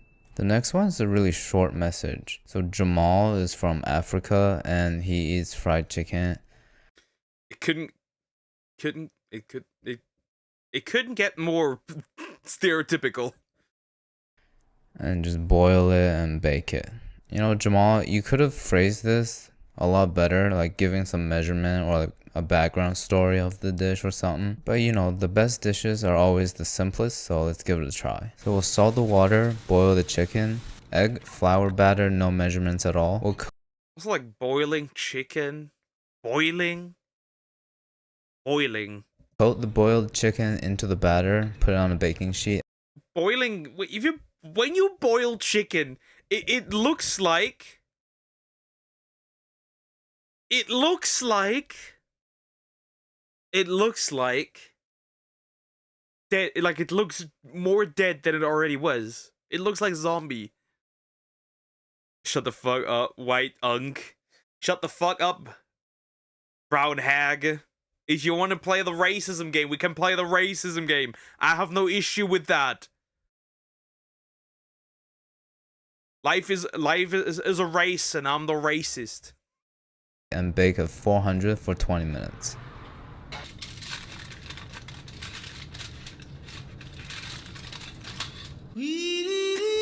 Yeah, mission failed successfully. Boiling chicken is just that is offensive.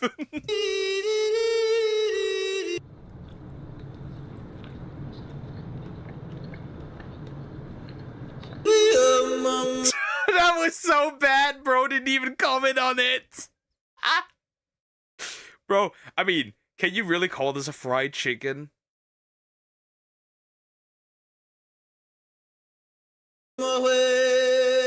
Carrie from South Africa is introducing us to baked beans curry. It's exactly what That was diabolical. I'm not racist though. Are you not white? Were you really black? I'm the blackest European you have ever seen, and you haven't even seen me. it sounds like. Is it a South African dish? Because it sounds very British. First, of course, sauteing some onion, curry powder, garam masala, kashmiri, and turmeric. We'll heat that up to activate the aroma and add in some chopped fresh tomatoes. The key now is to stew it a little bit until it breaks it down and it becomes soft. I can never understand people that don't like tomatoes. I'll be honest, I cannot comprehend how people don't like tomatoes. I never get it. Like, people who say, oh, I don't like tomatoes, but they eat pizza, they eat other stuff with tomatoes in it, but they don't like just tomatoes, just like as it is. I'm genuinely questioning what went wrong. What went wrong? Off and mushy like this, and a whole can of baked beans. I think every can of baked beans you only get one piece of bacon. That's my personal experience over the years at least. Let me know in the comments if you ever opened a can of baked beans and found 2 pieces of bacon. After stewing for 10 minutes, it became an actual comforting curry dish. I don't think anybody's surprised here. Every element in this is great, perfect struggle meal. 9 out of 10. Salma from Okay, this clip is enough to get Poker cancelled. Finally, my time has come. My time has come. Send it to Twitter. I don't like them. Don't say that. What went wrong? What went... How do you... Like, I could just grab a tomato and just bite into it. Because tomatoes are so good. Tomatoes are peak. The peakest fruit on the planet. Get out of here. What is... You cannot... Nah. No. There will be no tomato hater in the world that I'm creating. Egypt calls it the grape sandwich with feta cheese. Yeah, that's it. But to take it up a level, however, I'm gonna replace the grapes with grape jelly. People have cheese and fruit together all the time, so let's give it a taste. I don't think that the grape was meant... That is not... That is a grape sandwich in more than one way. In more than one way. That is graping that is graping your taste buds at that point. That's an attack. Bro. I'm gonna assume that Egypt has better education than the US, because if this is what they're serving in their middle school, it's so much better than a PB&J. The savory sweet combination is delicious. I'm gonna start incorporating this into my life. Saba from Hungary's mom always... That was definitely sarcastic, because bro didn't even rate it. I like them raw, but boiled and they are yuck. Well, boiled... yeah, you get like a half pass. You that's a half pass. You get to exist, but like on the peasant level. Make in the morning because it's easy and fast. At first I was very confused to where I can find a cup of salmonella, but I found out just... Well, just let a little bit of meat just like fill a cup with meat and just let it out in the sun for a little bit. Cornmeal. We're gonna cook the cornmeal with my roommate's milk. This stuff cooks really fast. Also, I'm starting to feel like this is part of the whole ruling class force-feeding horse food conspiracy theory I talked about earlier. After it's thick and a little bit creamy, we'll put that on a plate and top it off with some nice garnishing spices.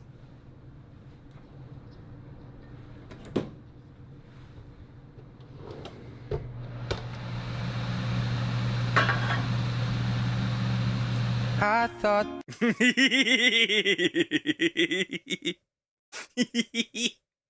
yeah. I feel that. that I've been hurt before. Cinnamon, cocoa powder, mix that up a little bit. Provided I already love cornmeal, the cocoa powder and cinnamon does add a lot of flavor without the sweetness. But it has this weird smoky flavor for some reason, so 7 out of 10. The next one is a Russian drink called the fruit compote. I think it's the easiest one today. We just need to soak a bunch of dry fruit and eat it. I'm gonna go with a bunch of raisin and 1 date, which seems to be impossible for me to get in New York. We'll put on high heat, bring it to a boil, turn off the heat, and soak for an hour. Strain the juice from the fruits and serve it separately. You eat the fruit and drink the juice. The inventor of raisins is climbing out of his grave right now to beat my ass. I feel like we could have achieved the same purpose by having a glass of water while eating dry fruits. As soon as I took a sip of the juice, I realized what's missing: the Russian essence. You just put in a vodka, a little bit of vodka. Cinema.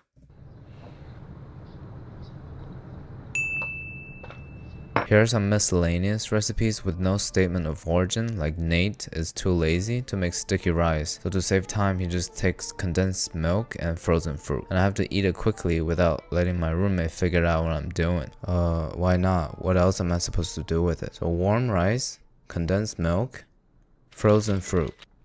Maybe a little more condensed milk. Starting to remind me of that ice cream I had earlier. It was such a positive experience, so I have high hopes for this one. I just wish I had mango instead of... Nobody can tell me that isn't just canned horse cum. Nope, nobody can tell me that is just canned horse cum. Anyways.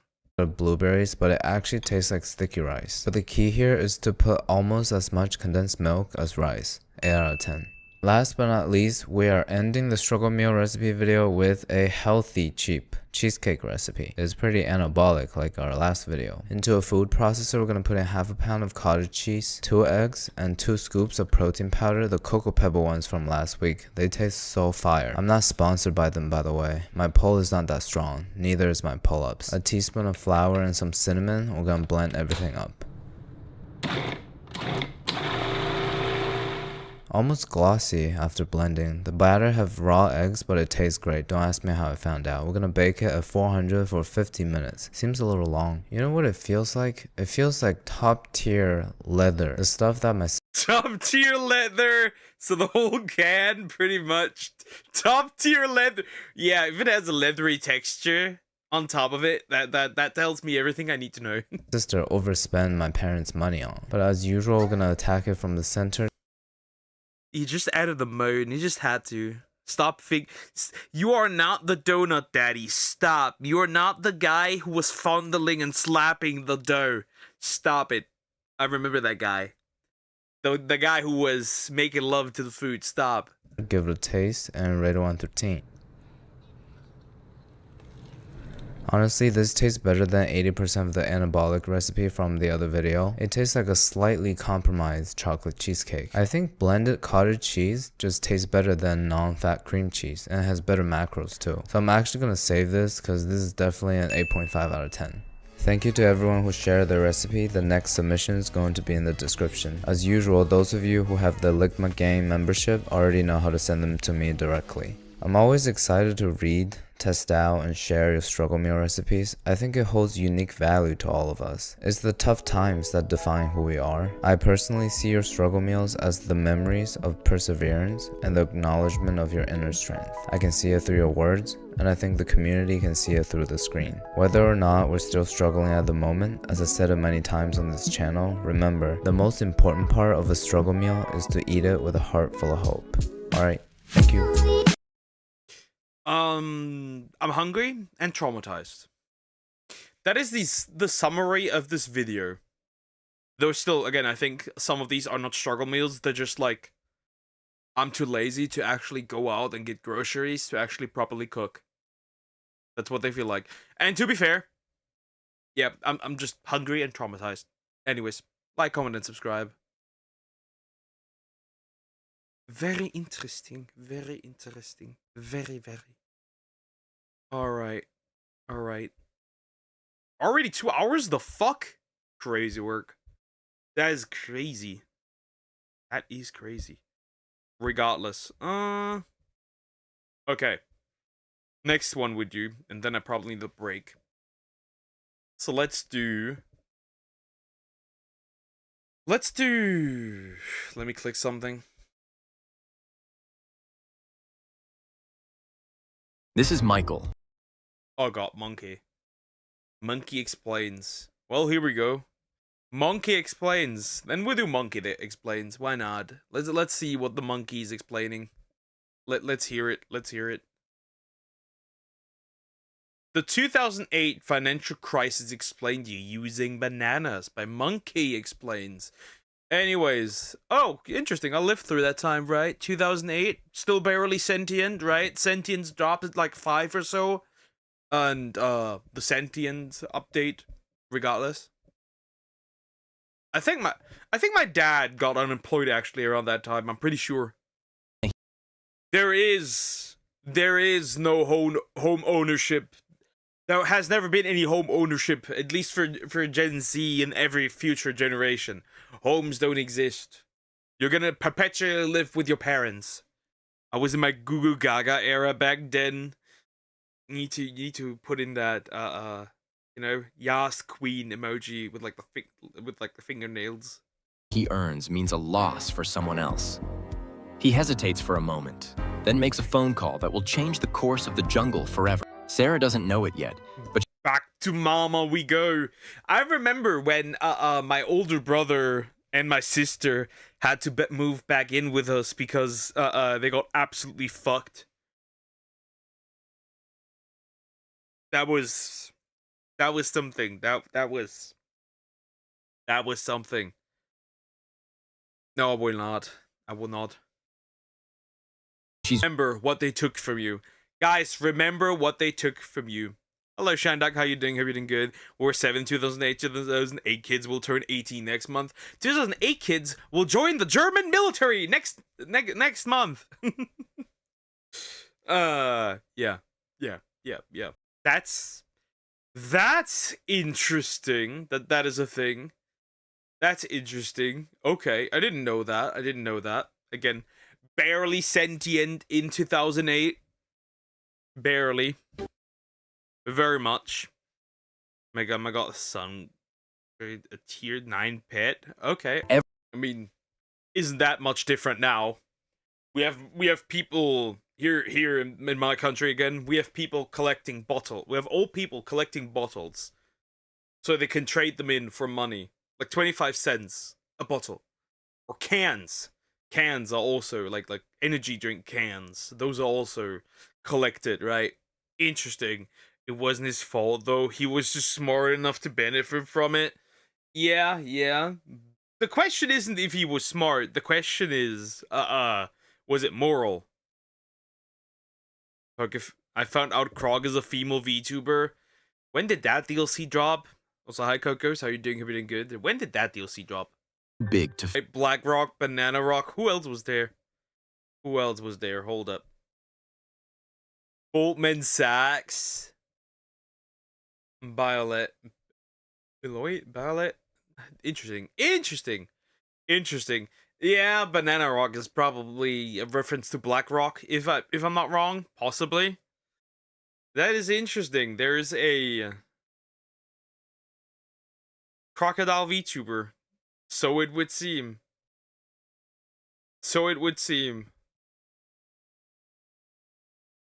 Already 121k subs.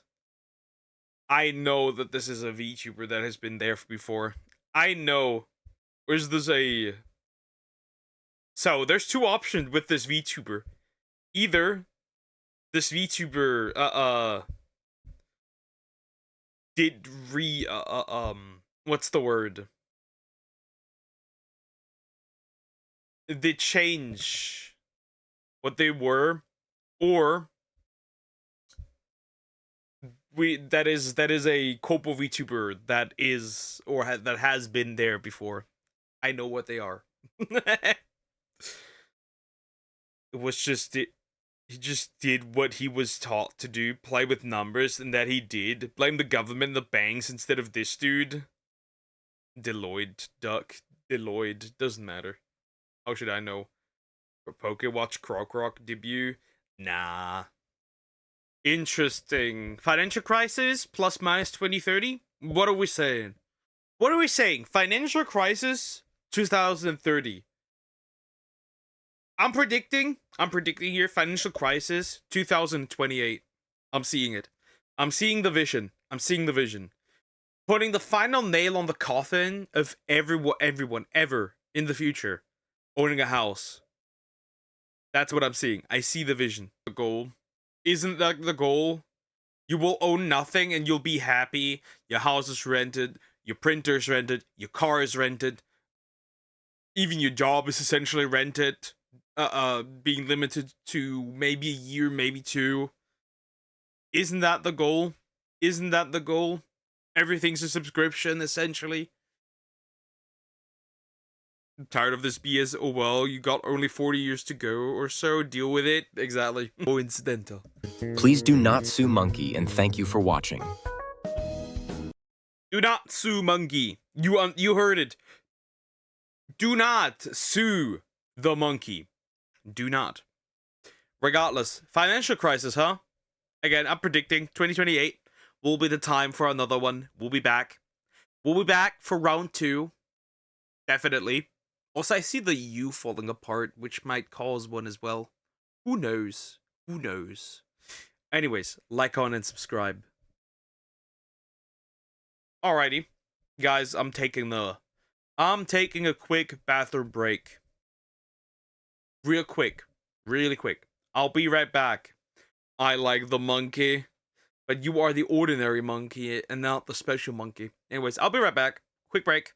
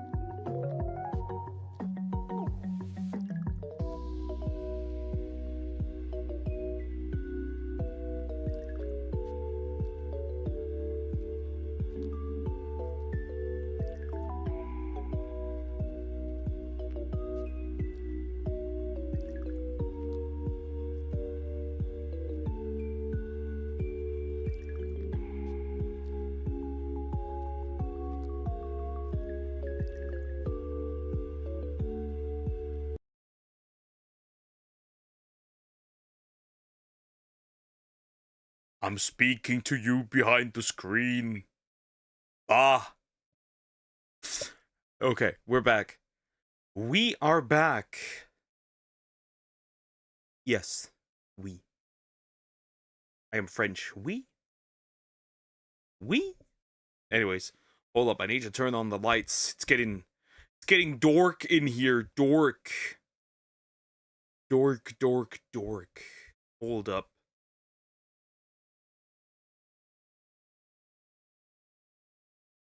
Turn it on. Why is this red? No, it's a normal color I can live with. Hate that shit when he does that.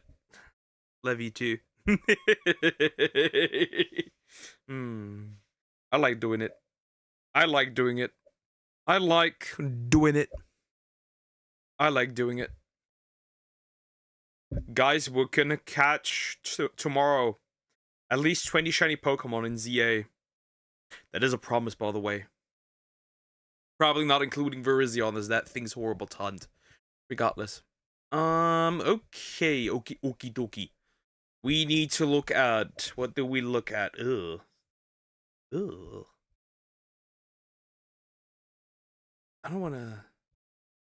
Do we want to look at the Chinese internet war? Or how many languages are needed? Let's look at the Chinese internet war. 20. Bet. Yeah, that's another bet. I have 20 guaranteed. If you're under the impression... I have 20 guaranteed shiny Pokemon donuts. 20. And they all have alpha power as well.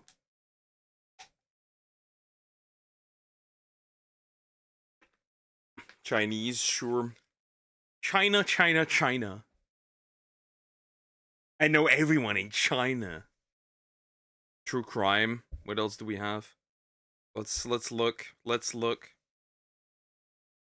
Interesting. Let's see. Wait, that could be more interesting. How long is that? I can't see it. Yeah, nah, bro. I'm not doing an hour and 13 minutes. Nah, bro. There are kiddo. Under an hour, sure, but there are limits. There are limits. There are limits. There are absolute limits. There are absolute limits. There are limits. There are limits. That's a limit I won't pass. An hour and 13 minutes? Yeah, we good. We good out here. We good. There are limits. Kiddo, there are limits. There are limits. That's a limit. Jeez. Are you nuts? You are nuts. Not an apple, but nuts. That's crazy. Yeah, we're not doing an hour and 13 minutes. Crazy work.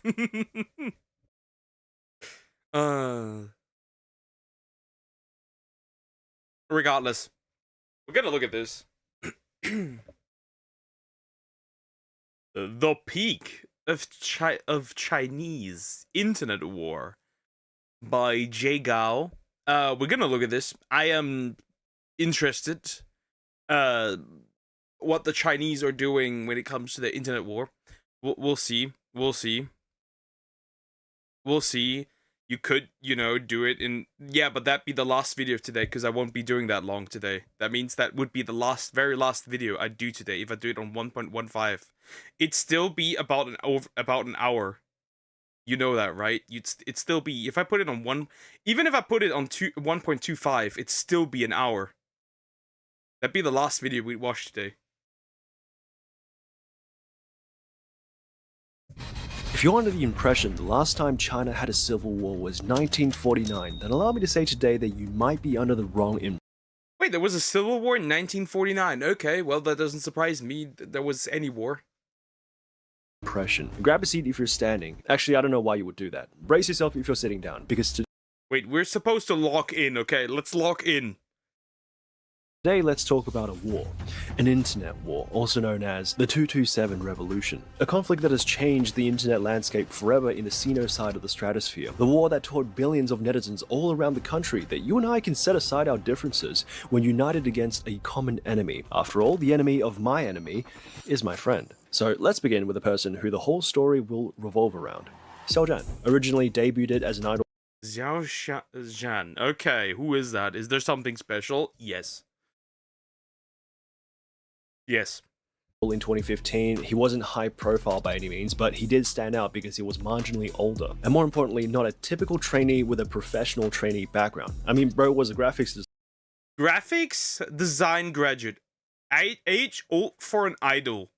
No prior idol experience. Interesting. designer in his 20s, zero formal idol training, recruited randomly off the streets pretty much, which sounds ridiculous, but I want you to know that that was a breath of fresh air compared to the industry engineered idols with the same act that people were kind of starting to hate. So this rawness made him just a little more relatable and down to earth compared to the others.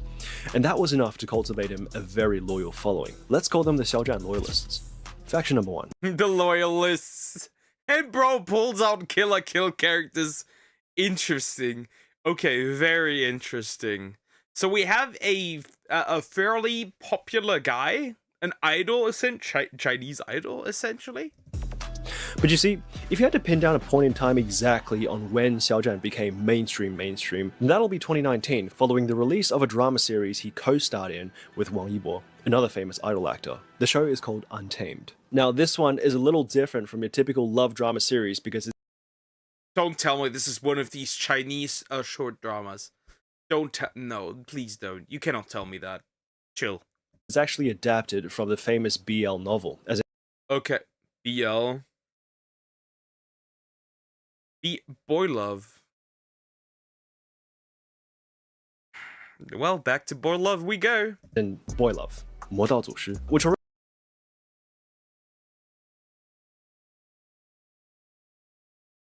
But don't the Chinese don't like the gays?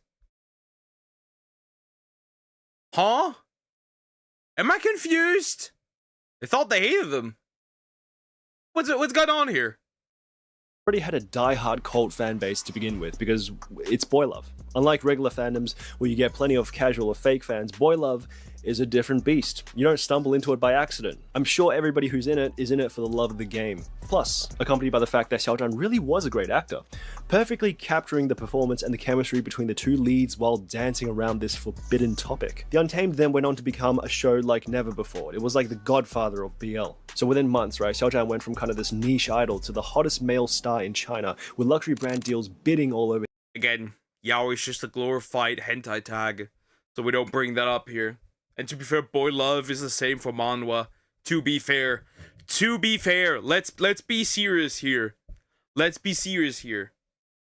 His image. That sounded really weird. You get my point though, right? By late 2019, as the show skyrockets in popularity, Xiao Zhan becomes #1 in traffic, sparking a new faction on the rise following its wake, the Couple Brigade. You know, the shippers, the YN readers. Shippers. I don't like shippers. Shippers are weird because a lot of them want to push essentially their stuff. Their ships make it canon, and like they take their own headcanon and make it like you can't say no, otherwise they're gonna harass you. Asia Boy Love fangirls base is huge, even overrated. True. the Wattpad enthusiasts, whatever you want to call them, they just had one goal, and that is Wang Yibo and Xiao Zhan is a good couple. This couple is my life, and I'm standing on business defending the couple. So the two factions exist in harmony for a period of time, except the loyalist faction never really liked the other fanbase. I mean, I'll tell you exactly what it is. You see, loyalists are in it for Xiao Zhan, and Xiao Zhan only. They don't really care too much about the coupling stuff, it's more of a parasocial thing. But the CP fans, on the other hand, well, they were in it for the coupling, which means they like the situation that's going on, but if the situation breaks, then you know it's just on to the next. So then from the perspective of the loyalists, you're not exactly a ride or die. You're not one of us. But seeing that we're both fans of Xiao Zhan, let's exist in harmony all for the greater good of boosting traction for our... Buddy, that's not how this works. That's not how this works. Those are two groups that cannot exist in each other's orbit. You need to realize one is gooning over a couple. The other one is gooning over the actor. That's simply what it is. That's simply what it is. Idol. Until one day, everything changed. Now here's the thing. The Untamed was gaining some pretty notable attention. And by early 2020, this stuff was all over the fandoms. Every major fan... Wattpad. Burn it to the ground. And the website had the couple trending, especially on Weibo, where the term 博君一笑, a clever fandom pun based on 博君一笑, which means to make you smile. Except the first and final characters is kind of replaced with the two respective names of the celebrities, kind of like Tom Holland, Zendaya, Tom Daya. Anyways, the point is, the couple begins to trend under those keywords. So the ship begins to sail, and one notably gifted CP Brigade member was so touched by this beautiful relationship, she vowed on the internet to write the best fanfiction you'll ever see in your goddamn life. So she started to cook, and she poured her heart and soul. There's no, I don't see anything good coming out of this.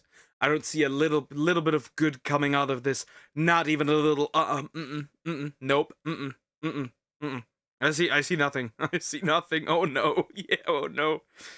Chill. I'm gonna say this. Asian romance has completely fried mostly women's brains. I'm gonna say this. Into creating one of the most peak, the most world-class, the state-of-the-art BL fanfiction anybody's ever seen. So by February 24th, 2020, Xia Zhui was born. Released onto Archive of Our Own, one of the world's biggest fanfiction websites. Now I don't know why I'm clarifying, but I have not read it. But I will tell you a one-sentence summary of the plot. Okay? So, in this fanfiction, Xiao Zhan is a male escort who identifies as a female, where Wang Yibo is a frequent customer, and the rest is up to your imagination. So they have gay, straight sex. Interesting. But here's the thing. Because after the fanfiction was released onto the archive, the story was so widely consumed, appreciated... Stop with the anime food. Pokey taking Stone Cold takes today. Very much. No, I will not read it. I would rather get split into 4 pieces. Each of my limbs tied to a different horse. I'd be stuffed into a bronze bowl and be cooked from the outside. I'd rather end up in the 7,000-year-old tribe's meal cave than read this. By the CP Brigade that even fan art derivatives of this piece of work began to trend on hot searches. Now that, ladies and gentlemen, is a problem for the CP Brigade, because there was an unspoken rule to being in a fandom of that nature in China.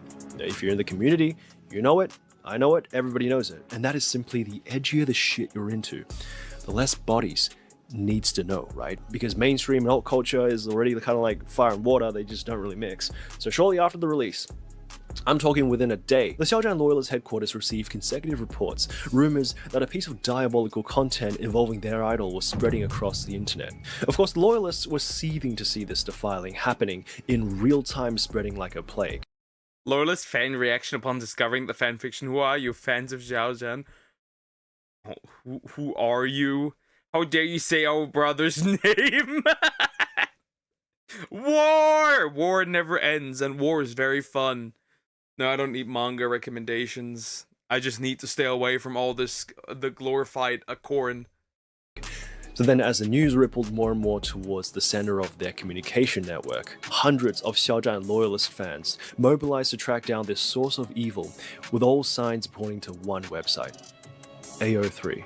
Now, the same day after the release of this content, a skirmish was launched as waves and waves of reports came flooding the fanfiction, temporarily. Damn, they did not like this at all and reported it. They falsely reported it. Crazy. Damn, they're even more crazy than some of the My Hero Academia fans. I'm surprised. I'm surprised for the dedication. Huh. Crashing the AO3 servers and putting heavy burdens onto the relevant web pages as readers struggle to log in. Now, to preserve the sacred text, however, the author uploads a backup into another app, Lofter, creating a safe haven where the CP brigades could regroup. And as the siege continues throughout the day onto the AO3 copy, despite loyalists' best efforts, the fanfiction refuses to go down simply because, well, these reports, although burdensome, are nowhere near significant enough for anybody to take action. So the loyalists quickly learnt that unlike a regular troll account that usually goes down after a few reports, if it's a citadel that we're trying to break through, then only a single concentrated mass report campaign will have any chance of success. So then somebody, perhaps the most devoted loyalists of us all, needs to coordinate this attack.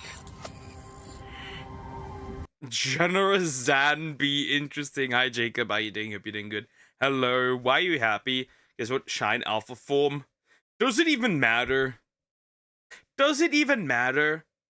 I can get any shiny alpha I want now. Like literally. It's literally just resets through the DLC. It does not matter. I just recently got shiny alpha Aerodactyl. It doesn't matter. Today I am not speaking up for my idol. I'm speaking up for all artists who have suffered as a result.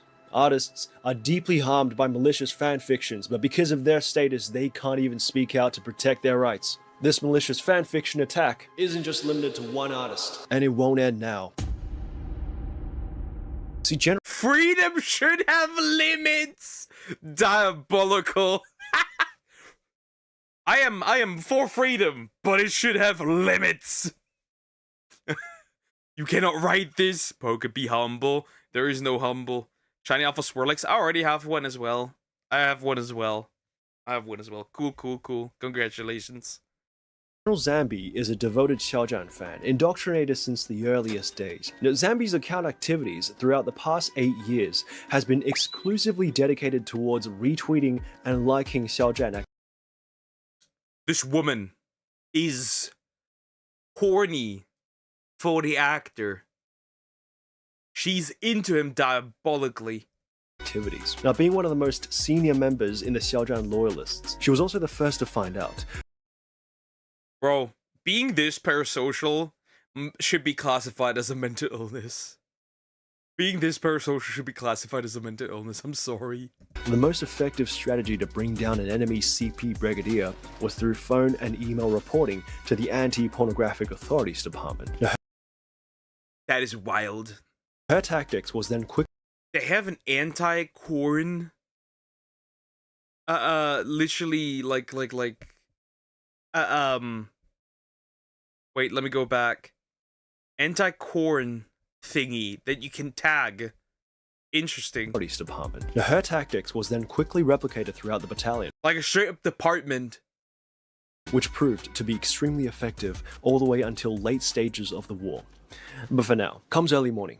12:58, 26th of February. Seeing that the mass reports are somewhat paying off, General Zambi then decides to employ a new tactic, suitable for a siege, as hundreds of group chat platoons was created with a designated squadron leader reporting to a Weibo mobile command center for easy communication. As it turns out, General Zambi discovered that the Chinese Great Firewall system can be used to their advantage, as websites that have servers offshore will automatically get blocked once they reach a certain traffic level. It's all automated.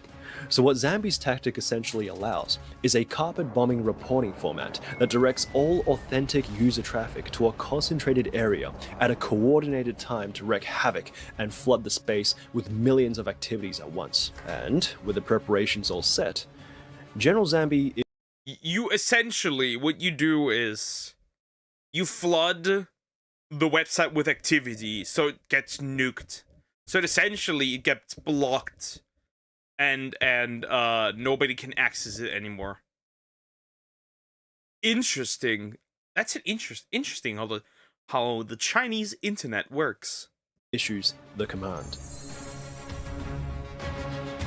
So under the relentless reporting assaults by Zambi strike platoons, within a few hours the fanfictions fell, blocked from the AO3 archive. On the other side of the battlefield, sensing a storm coming after the AO3 has been turned into a bloodbath, Lofter, the other major platform, bolsters up their defenses as netizens take effective countermeasures to hide their fanfictions. This one, for example, is a CP fan giving insight onto how some sensitive content can be hidden from the loyalist carpet bombing report radar by deleting a few keyword tags. On top of that, Lofter officially makes a statement same day promising to hold their ground against network assaults. So, with both the combined efforts of the AO3 remnants and the CP brigades defending the copy on Lofter, the fanfiction remain unscathed, but at a very costly victory for Lofter.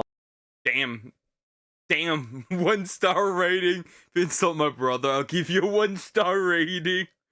Does reading erotica justify insulting others at will? Good. 1 star. It's a fan's paradise. I feel like some of these are not properly translated. After all, nobody could stop the review bombs. Getting a taste of victory, on the 27th of February, Xiaozhan loyalists doubles down with their taunts. If anybody insults, vilifies, or feminizes Xiaozhan again and dares to post it on the mainstream platforms, affecting his public image, we will still dare to confront them. Only Xiaozhan fans can protect him, with similar posts following suit flaunting their victory. And I mean, fair enough. After all, the loyalists employed such advanced tactics against such a minority of subculture that the decisive victory was almost guaranteed against the CP brigade. All they could do was survive, let alone fight back. So then, why is there... I found it funny that for once, anti-shippers seem to have the upper hand, because usually the shippers are usually harassing the ones that are against the shipping or criticize a ship of the internet, but here it seems to be the other way around. Still half a video? Well, the answer to that question is because it's not a civil war unless the whole country gets involved. It comes 27th of February, a small quiet voice from a CP brigade calls to the internet screaming for injustice. Now, as it turns out, all this commotion and traffic the loyalists have caused has pretty much made AO3 a hot topic on Weibo. But of course the loyalists had no idea, they were too busy with all this winning. So then a few netizens from other fandoms like anime and web novel subcultures began to fight back on behalf of the original CP brigades. We'll call them the Anti-Xiaozhan Coalition. Now, they didn't really make that much difference at the time, but they were posting some pretty hard stuff. Another coalition. What is this? Literally, this is literally like we got a third party involved, guys. The coalition. Check this out. So as word got around to General Zambi, where a group of, rabble, calling their movement the 227 was causing a bit of ruckus here or there, Zambi and the loyalists believed that this would be no threat. So, ignoring the movement, the loyalist factions begin to carry on a wide-scale attack on AO3 and Lofter, reporting every fanfiction on the platform. Now, perhaps drunk on victory, essentially in the minds of the loyalists, it made no difference what fanbase you hail from. Wait. So, did they report every fanfiction, or every fanfiction that included their husbander? Because that's an important question here. But the coalition is essentially just people who like fiction. If you aren't with us, you are against us. So then, following Zambi's reporting method, along with the group chat mass grief attacks on the midnight of the 27th, exact time remains unclear, a large number of posts on the Lofter platform were finally taken down by the development team out of fear of government crackdowns, because the reports were going directly to the authorities, and many notable writers deleted their accounts and went into hiding because loyalists were attacking their personal social medias. But here's the main event. The report attacks were so effective that AO3's access within China was cut off, because as it turns out, Damn! It was just literally banned from getting access to China. That is crazy. Bro, it's crazy. Bro, remember, it goes directly to the government, so that's very interesting. Zambi's tactics work so well that major network providers such as China Unicom and Telecom have disconnected the entire connection to the overseas AO3 network, leaving essentially all of China's fandom with nothing to consume. And all of a sudden, billions of fandom netizens were left displaced and confused following the downfall of this archive. Then, a topic on Weibo begins to pick up some pretty serious heat. Xiaozhan fans report AO3. Within a couple hours, half the country had pieced together what had happened, who did the attack, and the public was enraged. So by 22 o'clock, approaching midnight, every fandom imaginable within the Chinese internet was banding together to launch a counterattack against the Xiaozhan loyalist faction, because they slaughtered our people and they took our land, and the objective was simple: hit them where it hurts the most, cancel the idol. But this was no easy task. Bro, are you telling me that this entire thing now has consequences for the idol? Like, is the idol getting fired and cancelled? They're attacking essentially somebody who's innocent. Crazy. You see, is at that point in time, Xiaozhan loyalist faction have amassed such a huge following thanks to Xiaozhan's soaring popularity based on his performance in The Untamed. So, knowing that they'd have the advantage here, the loyalists escalate the stakes by declaring war on the entire Chinese fandom. Bilibili, Tieba, 2D. Everyone, bro. literally the empire. Everyone, doesn't matter, anime, comic, game, you're done. I can make them all become dust in the past. That's crazy. We need to make fan fiction completely illegal, punishable by death. The first step is to make all apps disappear. Billy Tiba. I can make them all become dust in the past. That is a crazy statement. We need to make fan fiction completely illegal, punishable by death. That is a crazy statement. That is mental illness chopped to just like put up to the max. That is a crazy statement. Subcultures, whatever comes their way, will be dust in the past. One of the first non-BL fandoms that found themselves involved in the fight was the Qinghui Pavilion, a small traditional clothing hobby group. As loyalists pushed their way in, a fierce keyboard skirmish erupted, polluting the group's ecosystem. The members resisted until the very end, but the group fell quickly. Under the relentless spam attacks, the admins were overwhelmed and ultimately forced to disband. 2000. Did they just eradicate just a random dressing up group? Crazy work. Netizens perished in this collapse. Now, following the aggressive expansions of the Loyalists, another theater of war was opened in the literature subculture, as Asian and African literature bot was under fire because its algorithm unintentionally retweeted a piece of literature that had derogatory undertones against Xiaozhan's nickname. Yeah, it is what it is. So some fans threatened to unfollow the bot, and the bot auto-generates a sarcastic reply saying, well, go ahead. And that was enough to spark an attack. And under tremendous pressure, once again, the development team pulled the plug on the bot, leaving the literature scene screaming for injustice. After all, he was just a bot. On the anti-Xiaozhan coalition side, the 227 movement advanced. This is like the Genshin Impact fans, but in China. It literally is. Remember, when the Genshin Impact anniversary was so bad, they were essentially giving all games, everything, just like even like Google itself, 1-star rating. They were like review bombing all types of things. I find that very interesting. Same energy here. Here it's just reporting somebody into non-existence. Against Xiaozhan's film and sponsors, as waves of negative review bombs drag the Untamed's rating down a few notches, and his other works soon follow. Anti-Xiaozhan commercial campaigns were also sent across every brand sponsor he was under, saying that as long as Xiaozhan remains sponsored by them, they will not purchase a single product ever again. And as both sides get more and more feral in this all-out war, particularly the Loyalists, they were beginning to lose track on who their actual enemy was. Now, under this fog of war, the Loyalists get desperate, open firing on anybody and everything, until one day they accidentally trigger a community, one that is familiar with the game that is being played. The trash talking, the toxicity, the coordinated trolling. The Gamer Crusade Act 5. The Gamer Crusade. What is going on? On the 29th of February, one stray loyalist opened fires in a chat room in an MMORPG called The Legend of the Swordsman Online 3, a game released in 2009 and still running till this day. But you see, what makes this game so special isn't the story or the graphics or the fact that it's old and nostalgic. Swordsman Online 3 had a very unique and very well-known reputation of being what many may call the holy land of Chinese online roleplay. Known as one of the best role-playing MMORPGs in Chinese gaming history, Swordsman Online 3 offers everything: weddings, housing, deep dungeon systems, comprehensive in-game economy. The game has such a tight-knit community that even the developers frequently visit the game as players.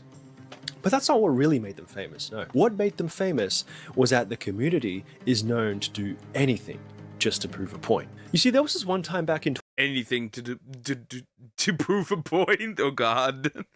The gamers. They touched the dragon. LOL group awakens. True. Don't worry, Shadow Clips, you get your chance. 2018. The Swordsman Online 3 hired a few singers to promote their event. So the community complained about the overwhelming amount of comments about the singers instead of the actual game. So the fans of the singers responded saying, well, why would we talk about your stupid game? If anything, it's your game freeloading off our idol's popularity. The player base was of course displeased, and then somebody in the player base had the idea. Well, the guy who made the game, Guo Weiwei, he's the closest thing we have to an idol, right? If we make him more popular than your singer, you would have nothing to say. So a makeshift Guo Weiwei fan group was created in 3 hours by the player base, along with a debut song and a catchy slogan as the fans called themselves the Waitamins, as in vitamins, Waitamins, you know. And within days, the player base boosted his popularity so much that he overtook the top idol in China, far surpassing the virality of those. That is crazy. They made their game developer the strongest man in China. In the most popular man in China. That's crazy. That no other game developers probably pulled this off before, huh? Interesting. Singers the game hired. The idol they overtook that day was Cai Xukun. So back to the present. The first shot was fired by a longtime player in the loyalist faction called Xiao Zhan's boyfriend on Channel 8 World Chat. And as the text chats get a little heated, the battlefield then shifts as the exchange escalates to a public voice chat room so they could battle without restrictions. The rest of the Swordsman Online 3 community quickly tuned in, and soon loyalists from Weibo and even non-gamers were piling into the chat. The in-game chat rooms itself had over 40,000 active listeners, excluding streamers and open broadcasts showing the debate live as rounds and rounds of representatives from each side takes the mic. But as the minutes go by, the loyalists could not hold their ground against the player base as one by one starts to tear up in the voice calls. So word gets back to the loyalist community, requesting for reinforcements. But the problem was, in this loyalist faction, there were a few of them who have heard of the reputation that this community has garnished before. So a withdrawal request was immediately issued, urging loyalists not to engage with this community. Bro, fuck with gamers. You will become a masochist, bro. We're talking about mode sushi just a while ago. Interesting. Damn, bro. They are at war. They are at war. They're literally saying, yo, actually, pull back. Don't fight these guys. You got no chance. As the consequences will be dire, as they could very well be unemployed enough to destabilize Xiao Zhan's throne as #1 idol. But it's too late. The crusades already began. The player base has already started voting. As one rank after another, Guo Wei begins to climb the charts once again in his sleep, eventually reaching the #1 position. Back to the voice channel. The world listens in, as this is the first time the two sides were able to clash directly. People held their breaths to see how it would end. The debate lasted for 1 hour and 30 minutes, until one side finally fired the kill shot. 楼上那个粉丝，你先别哭了，我简单的说2句。是这样子的，因为我是之前有在娱乐圈实习过，然后我所有的朋友都在娱乐圈内。我现在给你讲一下目前圈内的风向，好吗？你不用哭了，你 idol 马上就糊。For the first time, people. Your idol is about to be cancelled. No way. No way. had a tangible, naturally occurred punchline to use against the Xiaozhan loyalists. It was clear that morale is higher than ever, because while all this was happening on the commercial side of the war, so many people have joined in on the anti-Xiaozhan coalition that the boycott actually began to take effect, as brands begin replacing posters of Xiaozhan with other celebrities contracted under them. Estee Lauder, Colgate, Olay, all the big brands were really taking action. Well, as expected really, the people picked up their pitchforks, threatened to switch to their competitors. The brands had no choice but to take action, and under this unrelenting pressure, for the first time since the beginning of the war, the loyalists found themselves backed into a corner as their beloved idol lost deal after deal. The headquarters was a mess, as members discussed what they should do. Some even suggested that maybe 然后我们大家，我建议集体在视频里面磕头，给那个 Film a video with our heads bowed for our country. They're literally asking the government. 给我们这个国家磕头啊！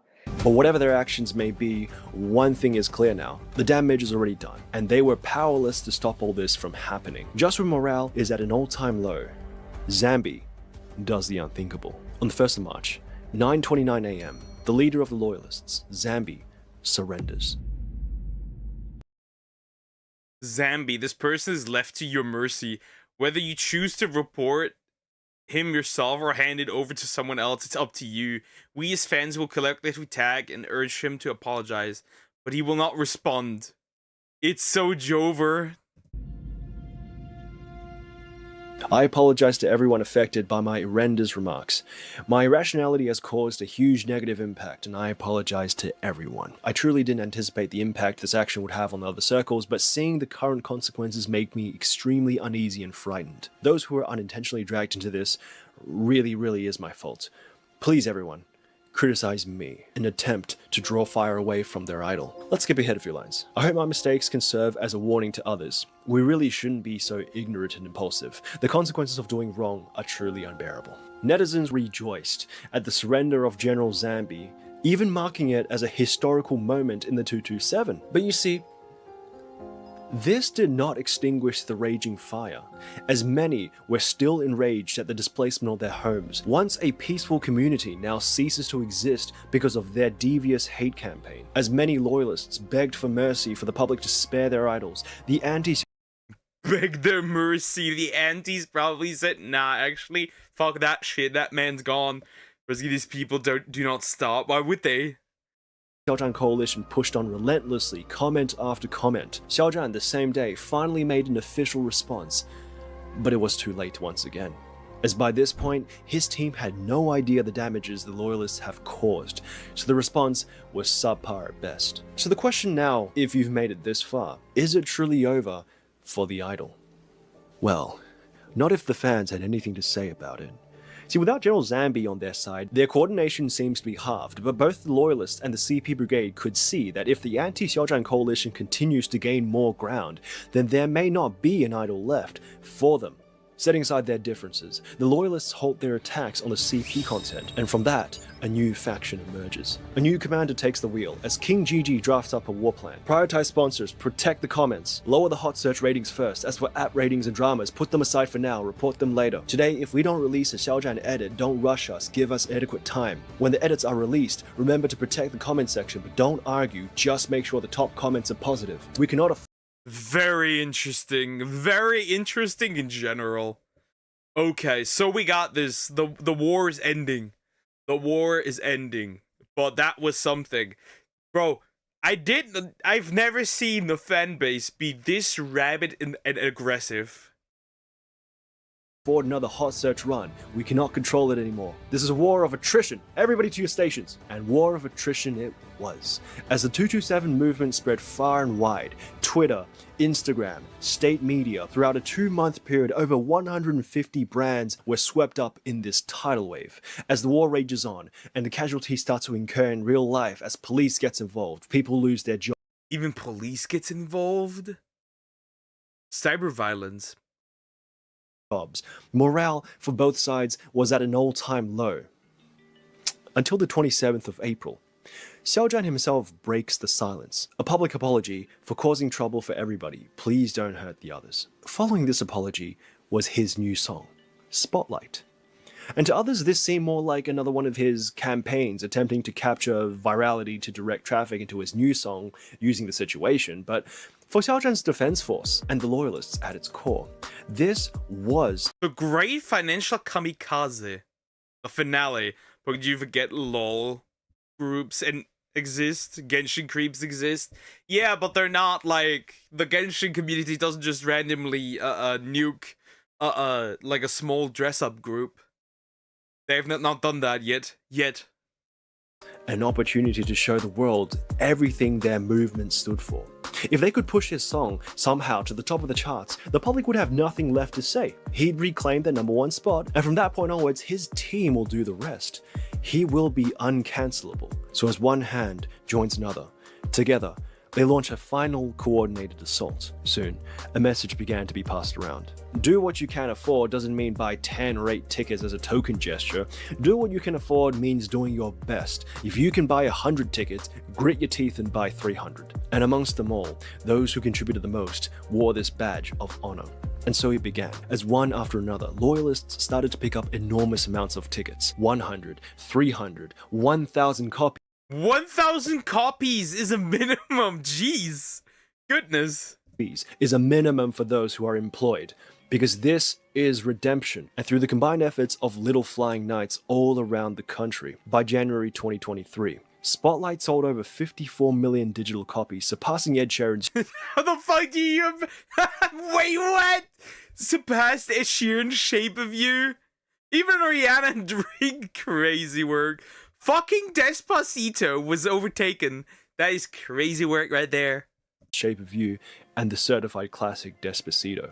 As billions of people watched collectively in real time, a miracle has actually occurred. It's been 2 years since the 227 movement, and Xiao Zhan's career has made a healthy recovery. It was a war of attrition, 2 years of unwavering persistence from the community. Technically, the 227 never really ended, as extremists from both sides are still fighting till this day. But at least an outcome was achieved for both sides. As a war like this never broke out again, we don't talk about that one, and the fandom circle Not that one, the food thingy. was at peace once again. And the loyalist fanbase, who were once shunned, can finally call themselves Xiao Zhan supporters again, respectfully earned, of course, without too much criticism. A fanbase like this was never replicated again despite many attempts by corporations. And I mean, how could they? After all, there are no fans more devoted than the fans of Xiao Zhan. I'm Jay Gao, and that was the Great Fandom War of China. Stop. You're a bit quick. I need to turn off autoplay. I've noticed. I need to turn off autoplay. Very much. Regardless, that was very interesting. So essentially, what this all boils down to, the loyalists were laying the hands on everyone. Without parole, everyone was taking hands. They were throwing hands with everything, anything, everything, everyone. And they literally got... If this was a boxing match, they would have still won. Because... If this was a boxing match, they'd still won because of points. Which is crazy. That is crazy. They were beating each other's ass. That's how... Yeah. This should happen in the West. Would be interesting.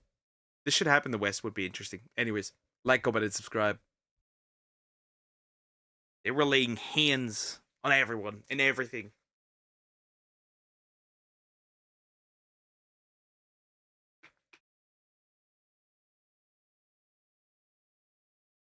Very interesting. Very interesting. I must admit, very interesting. Regardless. Next one I need to do, of course. Otherwise, I'm getting sent a lot of cheese. The cheese of truth. Yeah, we need to do another game one. We need to. I think like after this one, we still have another video I can watch, and then I need to end. Anyways, we'll jump into this. The strangest sequel Valkyrie Profile 2 Silmeria by K-Bash. We watched the video about the first game. Now we're watching the video about the second game. This one's 3D already. Dylan. Anyways, we'll look at that.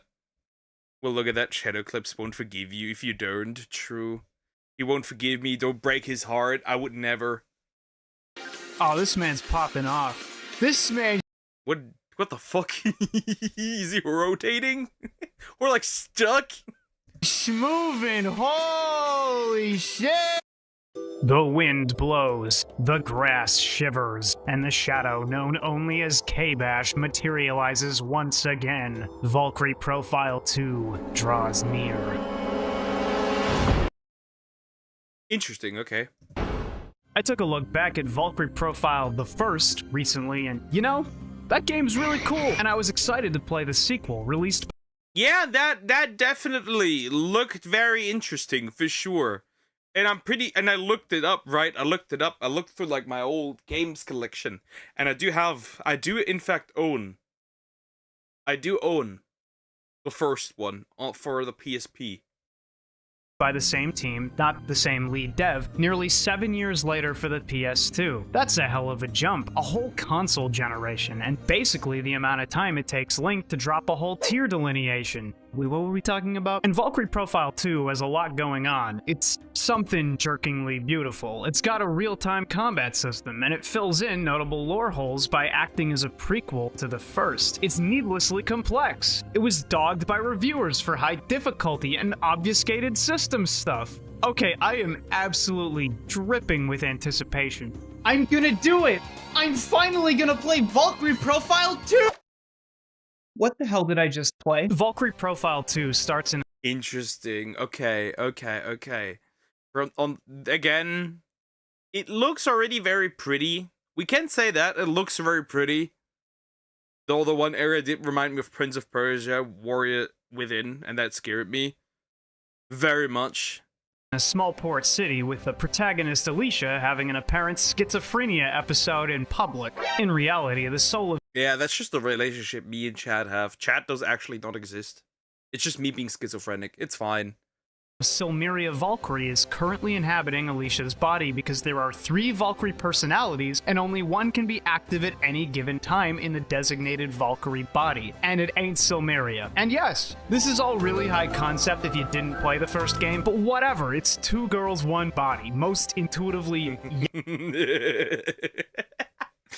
This sounds... Well, that's classic, right? Pyra and Mithra, right? Only one can be active at a time until the end. That also sounds like a Korn movie. 2 girls, 1 body. Yes, thing I've ever heard. Though the game makes use of 3D rendering, moving away from sprites and getting with the times, you're still only allowed to move through cities 2D side-scroller style. I think it's cute. Nice little stylistic callback without having to break the bank, and trust me, the game's content is elsewhere. The cities are glorious, sun-dappled pit stops, and not a whole lot more. Listen here, you little shit. The story picks up when you recruit a very strange man to help ferry you to Alicia's home, Japan. I love this scene. Silmeria says, talk to him. Alicia says, who? And we get, who else could I be talking about? That guy right there. Literally, though, it's a bar full of, like, farmers, bakers. It's a bar full of guys, and you talk to a man. Yeah. Which man? That's a man, that's a man, that's a man. I'm 50-50 on this one. That's a man and that's a man. What do you mean? And green-haired Legolas. Who the fuck was you thinking, Alicia? Was it Farmer Benjamin you were confused about? What a cousin Jeb, though? You'll move along, recruit some characters. Silmeria takes control of Alicia every now and then to summon Einherjar and grease the plot. The early party is pretty tense and untrusting. It's some really fertile ground for a found family type game, but a few things are, frankly, weird. If you played the original or watched anything on it, you'll know it's a real hourglass kinda experience. You're on the clock from the outset, and I really enjoyed that more focused ride because while it seems daunting, the actual time economy is forgiving satisfying if you're concentrated on finishing the game, handing out plenty of periods for grinding and never really asking too much of the player. It truly is that high-class meal that shits out good, you feel? The sequel, conversely, well, VP2 sits in your stomach undigested for a long time. There's no time constraint. You're free to handle things at your own pace. Okay, so they removed the time thingy completely in comparison to the first one. Not that it really mattered that much, the time part, right? Because if I remember correctly, you do have all the time in the world. You have enough time, right? It's not like Majora's Mask where like you don't pay attention, the moon's coming.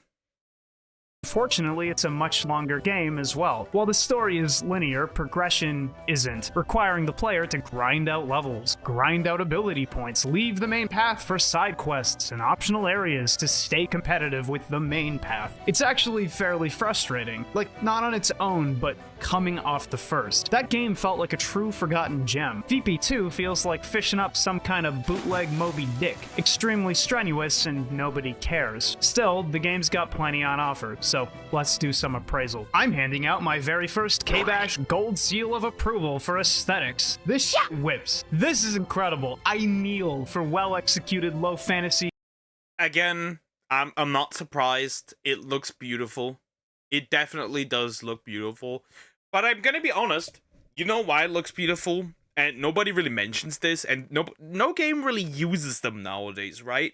Which is pre-rendered backgrounds. I am pretty sure that this game also uses pre-rendered backgrounds. Which means that everything that is in the foreground already has a chance to be more beautiful because the background doesn't need any assets, right?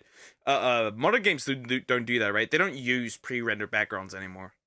Austere, mildly ethereal landscapes, cities and towns. Look at that snowfield. Look at that regular field. I can literally feel the wind. Look at this place. I'm sorry, town's called Coriander, and it's literally where I want to retire? You know when you feel a deep sense of longing and it's like a low-grade stomach ache?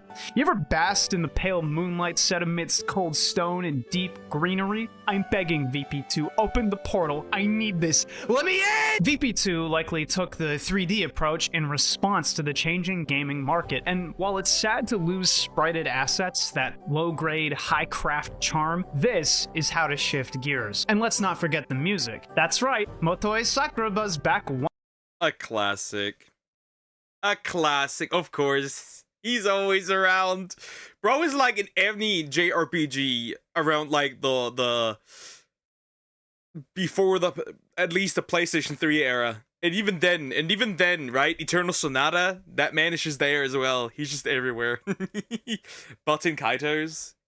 He's just there. He's just there. Once again, I think I've name-dropped him maybe 5 times this year. Man's a legend, and he's there, personally panpiping for you in the background while you wander through the fields and plumb the depths of dungeons. You can never escape. But that's the aesthetics. Not everyone cares over much about presentation or music. Thief 1 is a game, and it's pretty fun. So how's the play? I guess what blows me away about VP2 is general reception from fans. A lot of people love this game to death, even though it's nothing really at all like the first. And in a lot of weirdly anti-player ways, maybe some people thought the moves an inch.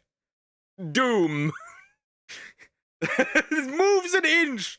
Enemy casts Doom. You just get obliterated. That is crazy. Yeah, that was a crazy thing. Crazy animation. Episodic delivery of hastily wrapped character backstories was tacky or unfulfilling. I guess that's possible, but just like how the game is cropped short because you're headed to war at the end of the world, Valkyrie Profile crops its cutscene time to show lives swept up in the pernicious reality of mortal life. It works with its themes and context. Valkyrie Profile 2 is much more lush. It contains multitudes. It feels more complete. Not a Spartan race to the finish, but a measured and sometimes meandering waltz through the countryside. You'll wander through major dungeons, as one does, triggering the occasional cut. Oh, you still do the regular thing, right? Doom? Yeah, that one. Wait, do you know? Wait. Are we thinking of the same thing here? That animation? Or that moment? cutscene, completing the occasional puzzle. They seem innocent. Crystal magic is different this time around. Yes, you can freeze anyone you come across, but now you can swap places with them by firing another blast, opening up all kinds of platforming nonsense. Unfortunately, this comes at the cost of wall climbing and other tricks, so it feels more like a side grade. Really helpful for speeding through areas once you know what you're doing, though. Yeah, teleport schmaster. The low-key evil threading the walls comes in orb format. Basically, you'll pick up stones throughout the dungeons, some of them loose and some of them set in pedestals, and you'll more or less install stones in these veins, these daises, to grant passive buffs or debuffs to both you and your enemies in combat. It's a lot to explain, but the gist is you end up running around a little longer than necessary in any given. I've noticed that when she walks around, she looks a little awkward. I've seen that. Doomed. Yeah, it's that one from All Alive. Kiara. And Fireball. Freeze. Doom. Dungeon to craft a good set of conditions to fight bosses under. You might be thinking, evil? Strong choice of word, bud, but I'm telling you, with VP2, the key commodity is time. Everything is time. A lot of stone transferal requires points, which are doled out in sparse quantities after combat, so sometimes you just get caught grinding. Shoot, even being made to backtrack frequently gets annoying. The game's about 50 hours, and half of that is busy work. And 50 hours. Well, it is a JRPG of all times, so that does not surprise me, but 50 hours that's rough. And here you are. Okay, the original game let you recruit warriors by watching them die sad, cruel deaths in a careless world. Okay, trade offer. I receive your tears, you receive a character. Very antagonistic relationship, but hey, it fleshed out the world and made every character matter. And since each one was unique with different animations and all that, they felt genuinely important and interesting, like deluxe character pickups. Not just dudes you sent up to Valhalla for war, but a pool of talent you could pull from to form the ultimate fighting force. In Valkyrie Profile 2, you find glowing weapons on the ground and suck the latent soul out of them or something, and then you've got a new party member. No cutscene or anything. No backstory except via text in a sub-menu. Same animations across the board, and mostly swapped palettes. They are baddies, though. They are baddies, though. They are baddies. And then you've got a new party member. No cutscene or anything. No backstory except via text in a sub-menu. Same animations across the board. Like that one?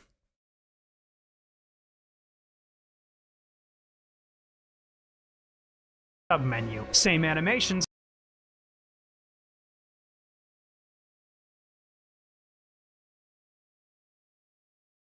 That's a baddie. My party would consist all of women. The usual thing. I will play as a violent misandrist in any game that I ever play. If I can run only women, I will run only women. Across the board, and mostly swapped palettes. There's something like 40 in the game. Holy f***, dude. I don't get it. Like, say I'm an Einherjar, right? And you pull my axe out of the ground so you can put me in your party, and you get a text pop-up that says, K-Bash lived from 1912 to 3072 and died of Penis-Hort disease. And I like the short hair. One, Valkyrie Profile 2 is the name. That's that. Admittedly, you can't get them all in a single run. Certain weapons will have multiple potential Einherjar inside of them, but only give out one from the pool at random. So yes, there's some level of personal pride you can get out of being gifted your squad via fate or something. It just doesn't even approach what the first game did.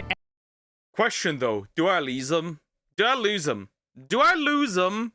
That's an important question. If I don't lose them, yes. And I get it. I guarantee you there was zero budget or dev time left for fleshing out a whole new cast of dudes, especially when they didn't create tons of original assets for the different Einherjar. Still a downgrade though. I mean, with the number of main party members in your squad at any given time, you're barely incentivized to use the Einherjar, except to farm their souls for mechanical benefit. What the fuck? Combat's where the game really shines. The old setup was fine. It functioned. It was fun to set up combos with your main squad once you knew knew how they worked together. But once you had it down, that was it, really. VP2's system is blown wide open. You can still choose to engage or ignore combat at will, but once the game's on, your options expand tenfold. I called it real-time, but that's somewhat misleading. Basically, your party and your opponents spawn into 3D space. You can move at will, but if you do, your opponents will move as well. You can dash around, and that ends up being super important because the goal is to move in range and pummel enemies to death while minimizing incoming damage. It's how you break the effective movement economy of the game. It's hard to actively avoid enemy attacks without dashing around because enemies are always moving forward, and they have these huge threatened spaces they show with MMO-like indicators. Stand in one and get whacked. Those are some hefty ranges, bro. I see you're training for Sam Show. It just had an entire red line. Once you stand there, jeez. Nice! So the goal becomes zipping through red spaces and behind enemies to initiate attacks. After you've started the beatdown, it's really not much different than before, only attacks are more likely to connect on average than the first game. Not always, but they cleaned up most of the hitbox jank. You've got most of the same options. Mages can cast spells from a menu, you can make use of items. If you want to get A mage is still broken as shit. tactical, you can split the party. Try not to leave your ass exposed, i.e. the one party member who can't get with the program and always trails just far enough behind to get smacked, and you'll be fine. And the basic goal hasn't changed. You're still a 4-person party with each member affixed to a button. You can customize your setup to maximize the number of hits you pull, to fill up the gauge, to drop a fat special attack on the enemy.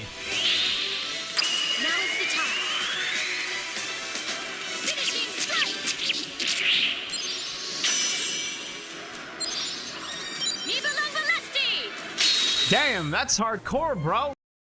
Damn, that thing's dead. Crazy.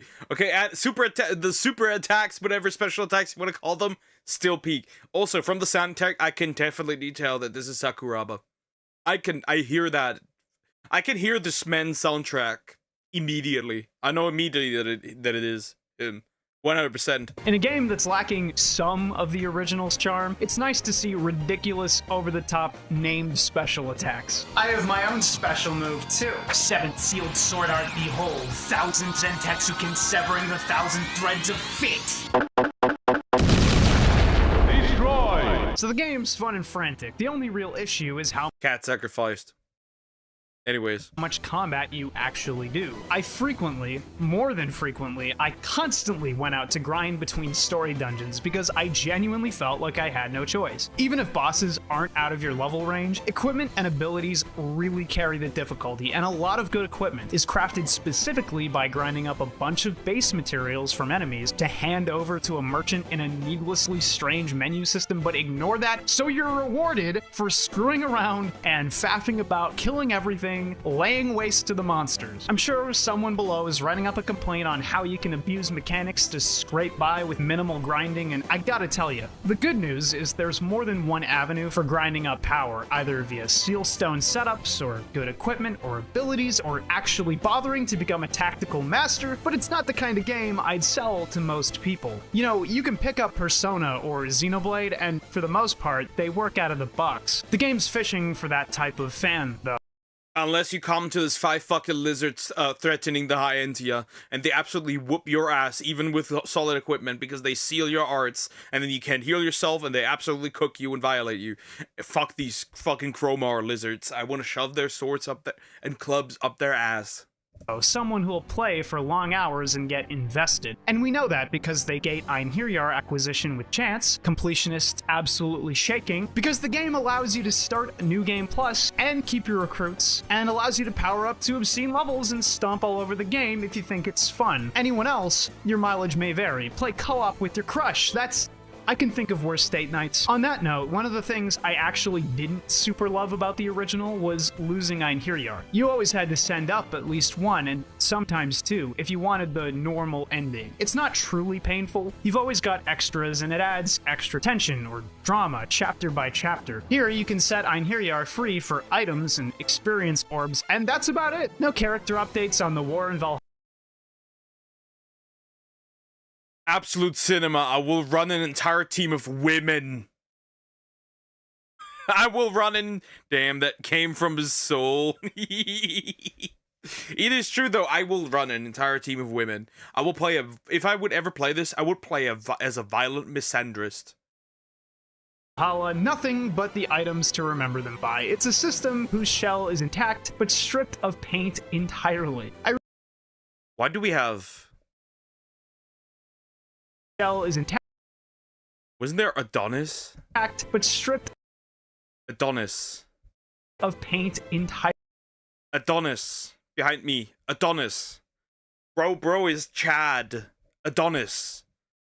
That doesn't that remind me of a specific creator who always said Adonis, and then like Adonis does this and that. I forgot who it was. I really have to stress that VP1 is weird and interesting. 2, whether due to dev constraints or even narrative changes, isn't able to embody the totality of what its predecessor was. I caught a few apoplectic takes on Valkyrie Elysium comparing it to 2, but even 2 doesn't really burn like the original. The last major gameplay change is skills. In the past, you'd enter a submenu and plug points into skills for your dudes. Simple once you got the gist. In 2, I'm saying a lot of into today. In number 2, you wear equipment and try to match up the associated runes by color and shape that each piece of equipment brings to the grid to unlock passive skills that must be trained via combat to actually unlock, like FFTA or something. And you've got a limited set of skill points, so it's hard to get properly set up until the late game. A lot of reviewers at the time found this stuff needlessly arcane because it is. Like, on one hand, sure, I'm digging around in the character's skill mines and finding trash or treasure, but it's fine. I'm planning to spend 70 hours here. On the other, you have no real way of knowing how to get good skills, and most aren't incredibly clear about their purpose or value. Skill acquisition is annoying.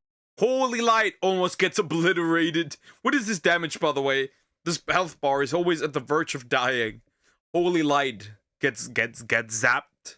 And time-intensive instead of instant and deliberate. I guess you could spin it as exploratory and engaging, like excavation or something. Nuance! I should mention bosses before moving on. The real tests of skill are always going to be the boss enemies, yeah? And like you'd expect, a lot of them are tightly designed, require specific in-combat actions to defeat, or gate players via specific means. One boss makes you run around the arena, breaking statues to open them up to damage. One boss does enormous attacks and asks the player to hug ass the whole fight or risk getting whomped. One fight will just straight up kill your party 100-0 unless you did your seal stone setup right or equipped fire resistance gear. A lot of the fights are annoying like that, but you have to give them props, I guess. Anything less, and it'd be a game of rolling in with your favored setup and unloading with no thought or effort or planning. FFTA again. I just wish games like this that make use of annoying gimmicks to gate progression at least cued players in beforehand. Like had some means of gathering information prior. Just like in D&D, VP2, walk in unprepared, expect to die. But in D&D, at least, you can usually scout or fact find a little. So in case it wasn't obvious, VP2 gave me some crazy sequel shock after a few hours. It's truly weird to play something as tight and considered as Valkyrie profile, then watch its sequel balloon out after pounding 300 cheesecakes. What is this game? Believe it or not, in a way, I think it's a smart direction to go, even if the actual product diverges radically from the origin point. Even if I'm not having fun. Smart because all of these things pad the play out. I've talked about this before, but it effectively creates an invested core fanbase. The amount of game here is monumental, especially factoring in endgame stuff and ideal build potential. Well, you always also need to look at it like this, right? Sometimes you have no other choice but to diverge from the thing that you actually originally created, because with the time the player demands change. I don't feel like this game is bad in any way, shape, or form. It's just not what the first one was. But that's about it. Valkyrie profile was always a weaselly number. Right, like the boss fights are still kind of the same. Right, they're still annoying, gimmicky kind of things. Right, the traversal in the dungeon is also still the same, like freezing stuff as I've seen earlier, and teleporting from one place to another. Nerd game, it's begging to be broken, and VP2 lets you go feral with it. And hey, there was no way VP2 was gonna be VP1 again, in a time where, if you can remember it, people looked down on sprited games as a generation behind the times. Expanding the IP would probably only be good. So, Triace said enough with the character vignettes and moments, it's time to make a recognizable JRPG. A linear, low variance, specifically Valkyrie profile story. All the fans are waiting to hear Brahms and Lazard's deal, so recap time. The Valkyrie Silmeria inhabits Princess Alicia's body. Pris tries to stop them but fails and vows to hunt them down. Tension established. Alicia recruits a guide with Silmeria's help, and Silmeria summons Dylan the Einherjar later on, establishing most of the party. Dylan is ancient and self-serious, a fervid servant of Alicia's kingdom and Silmeria. Rufus is distrustful and discerns Silmeria's identity, but ultimately chooses to assist because she doesn't serve the gods. The party finds out that Alicia's father, the king of Japan, is up to some funny basement antics with his What the fuck? Bro out here just trying to be the Warhammer Emperor and be put in some kind of machine to be paternally preserved. Mages, and while escaping are stopped by Hrist, who turns out to be weaker than Rufus and Dylan combined, I guess, and when they're eventually surrounded, Lazard Valeth himself, the young apprentice to the mages and morbid from the first game, teleports the party away. The game turns into a hunt for the Dragon Orb, one of the extremely important MacGuffins from the first game, to thwart the king's occult villainy. This involves hunting for the thing and meeting up with Guts, Arngrim himself, and another mercenary named Leone. I like that the game gives away her identity immediately with these ridiculously overplayed staring shots. The story ultimately runs into the Vagrant story Isn't that fucking Freya again? Jeez, doesn't matter. You will be added into the all-woman squad.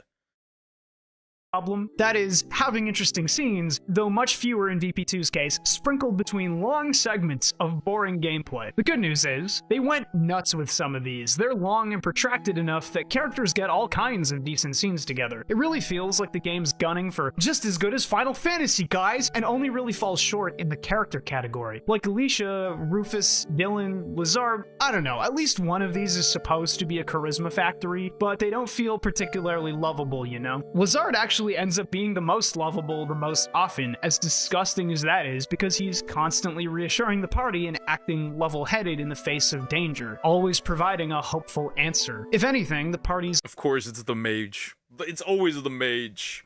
In Dragon Quest, it's also the mage. all tension. What's going to happen with Alicia and Silmeria? Who's Dylan supposed to be? Like, why is this ancient knight being given screen time alongside, like, Arngrim and others? What's Rufus's deal? Will Hrist smother Alicia in the night? When's Lazard going evil? That's a big one. Coming off the first game, we know Lazard's capable of murder and general sociopathy. I care more about the cast's origins and issues than about their interactions. We get another tense scene where it's revealed that Rufus is a half-elf, and therefore a vessel for Odin, so Odin could technically take his body anytime if he wanted. Adds a little anti-deity spice to the proceedings, a little Doesn't matter. The government has officially announced that every man will receive an elf wife. Sorry women, you're cooked. You're not getting an elf husband or wife. It's only for the men. Doom. We like the Doom. A lot of interpersonal bits between Leone and Alicia dot the middle section, some of them being pretty warm. Decent stuff, accepting the fact that the game frequently shows Lazard watching Leone, and even spoiling early that she's for sure a Valkyrie, being able to communicate with the dead, so thanks for leaving me absolutely nothing to speculate about. Leone betrays the party once they find the orb, mortally wounds Arngrim, and takes him as an Einherjar by force. Guys, y'all really said, yo, fuck Guts. You get Dylan. Do I look like I'm trying to team up to fight the gods with a man named Dylan? From here, the game ramps up the stakes. Odin's going to war with the Pen for being anti-god and pro-undead, I guess. The party rolls up looking for trouble. Damn! Nice catch! Unfortunately, Alicia watches her dad get the sloppy choppy Damn! Well, he doesn't have a very strong head game, it seems. Or neck game. Via the guillotine, and while I'm a guillotine enthusiast myself, this act, in fact, serves to reinforce the status quo between humans and gods, so it does not qualify as praxis. This all culminates in a— Right into the basket, or the trash can in this case? Big scene where the Valkyries clash. The undead mage trio skirt around the battle, setting something up, and Lazard casually observes, so you know something's gonna happen. So during the catfight, the mages try to use a special spell to separate the souls of the Valkyries from their vessels, which is bad. Then Dylan reveals that he isn't Dylan, but actually the Lord of the Undead, Brahms, and says it's his turn to save Alicia. Then Freya, the goddess Freya, warps into position to assassinate Brahms because he's a high-value Odin enemy, at which point Lazard casts his own spell and mucks literally everything up. Brahms is captured by Freya, Odin wants to let Midgard perish, Alicia and Rufus are left alone, morale hits rock bottom. What was any of that, and what do we do now? Basically, Rufus and Alicia become best BBs and uwu quash friends and screw around the forest. Backtracking more than necessary, I might add, and doing a lot of PDA stuff, but thankfully they're alone for most of it. Alicia takes ghoul powder and doesn't end up like VP1 Yolanda. Figure that out. Was that chick just eaten by essentially foreskin? Crazy work. Yggdrasil, they confront Odin, get whomped, Lazard shows up, oops, he stole Silmiria's soul, so he's Mega Lazard actually. Then he whomps Odin and Freya, transfers Odin's soul into Rufus by force, displacing Rufus's soul, takes the Divine Spear Gungnir for himself, Freya escapes, Lazard's the new villain, Alicia... I'm overheating here, bro. Alicia manages to materialize Rufus the same as an Einherjar using his ring as a focus. The face when your boyfriend's a ring. Stop touching yourselves. I know at least 2 of you are into that. I do like that the party ends up fighting Freya because she's a... Holding hands? Lewd. No touching before marriage. Bigot just won't negotiate with humans or something, so Chris steps up and isn't pure lawful evil for a second. Like, actually thinks for herself for once. Good. Then Lennith, creator goddess from the first game, appears before the party, having traveled beyond time and space to right the wrongs of the past. She reveals that Lazard didn't even come from this time, but her own time via a time machine. So this got really crazy, huh? I have to give this some props. Like, it goes off the rails pretty hard, shoots past the scope you'd expect, but it's got all these really beautifully rendered cutscenes and starts roping in familiar elements for fans. It's really trying to be a foundational, celebratory work for the series. I mean, you're loaded up with Arngrim, Brahms, Christ, Lennith, eventually Silmiria again. You squat up, Alicia sacrifices herself to birth a super Valkyrie born of their combined souls, and Giga Creep Lazard gets stuffed by the 30-foot slants. Was the story any good? It's hard to say, but let's go piece by piece. The characters are okay. I can see liking them. That was extremely chaotic. That was extremely chaotic. Who's writing this? Who's writing this?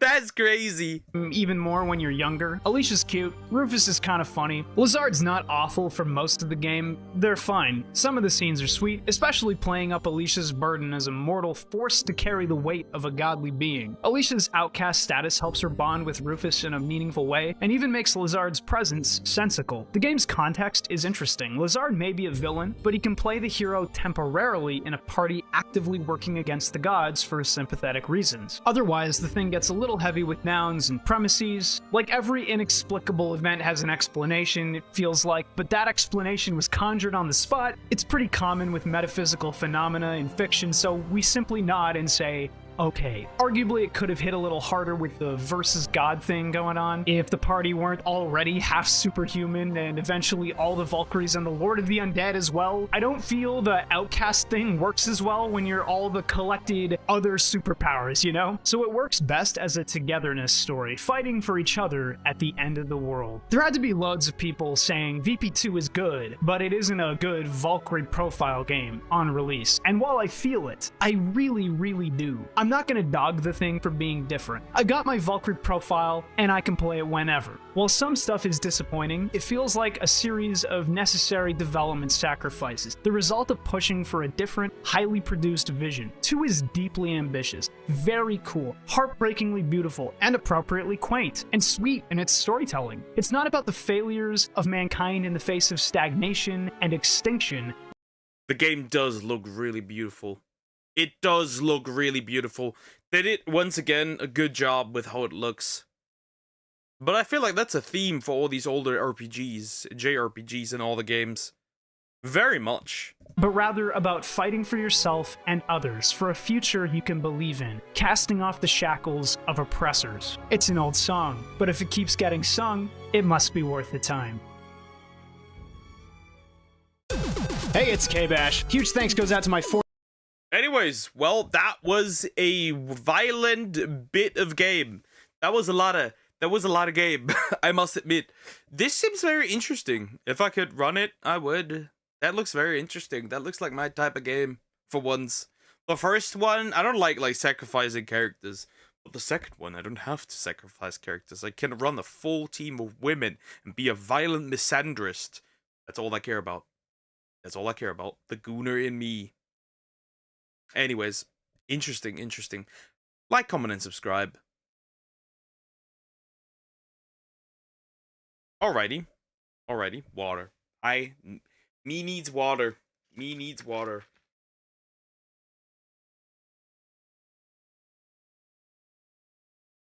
Okay, the last one of today. Let's do something interesting. Let's look at something interesting. What do I still have that looks interesting? Sacrifice the men. True, you could sacrifice the dudes. Just send the chicks into the what's the word? Into the gulag. Welcome to the gulag. We're gonna look at this one. Something or this one. Actually, let's look this one. I'm curious. You know what? Let's look at this one as like the last. Something more interesting. Let's look at this one. Because I gotta do something today. Anyways, let's look at this one. That one looks interesting. A mind-shattering dive into the most brutal martial arts manhwa. A Terrible Wonder. I got no idea. We'll jump in. I got no idea. Fight Class 3. Interesting. Well, look, is it really that brutal? I don't know.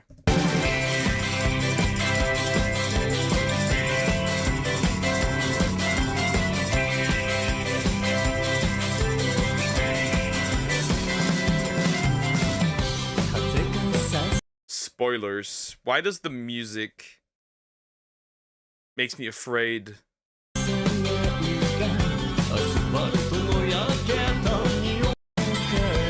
Yeah, we're not doing this.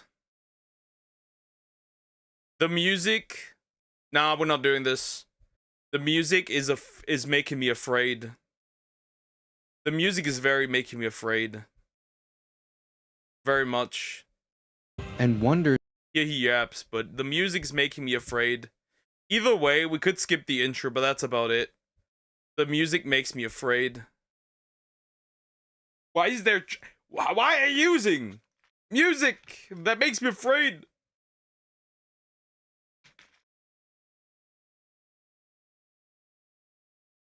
Are we really doing this?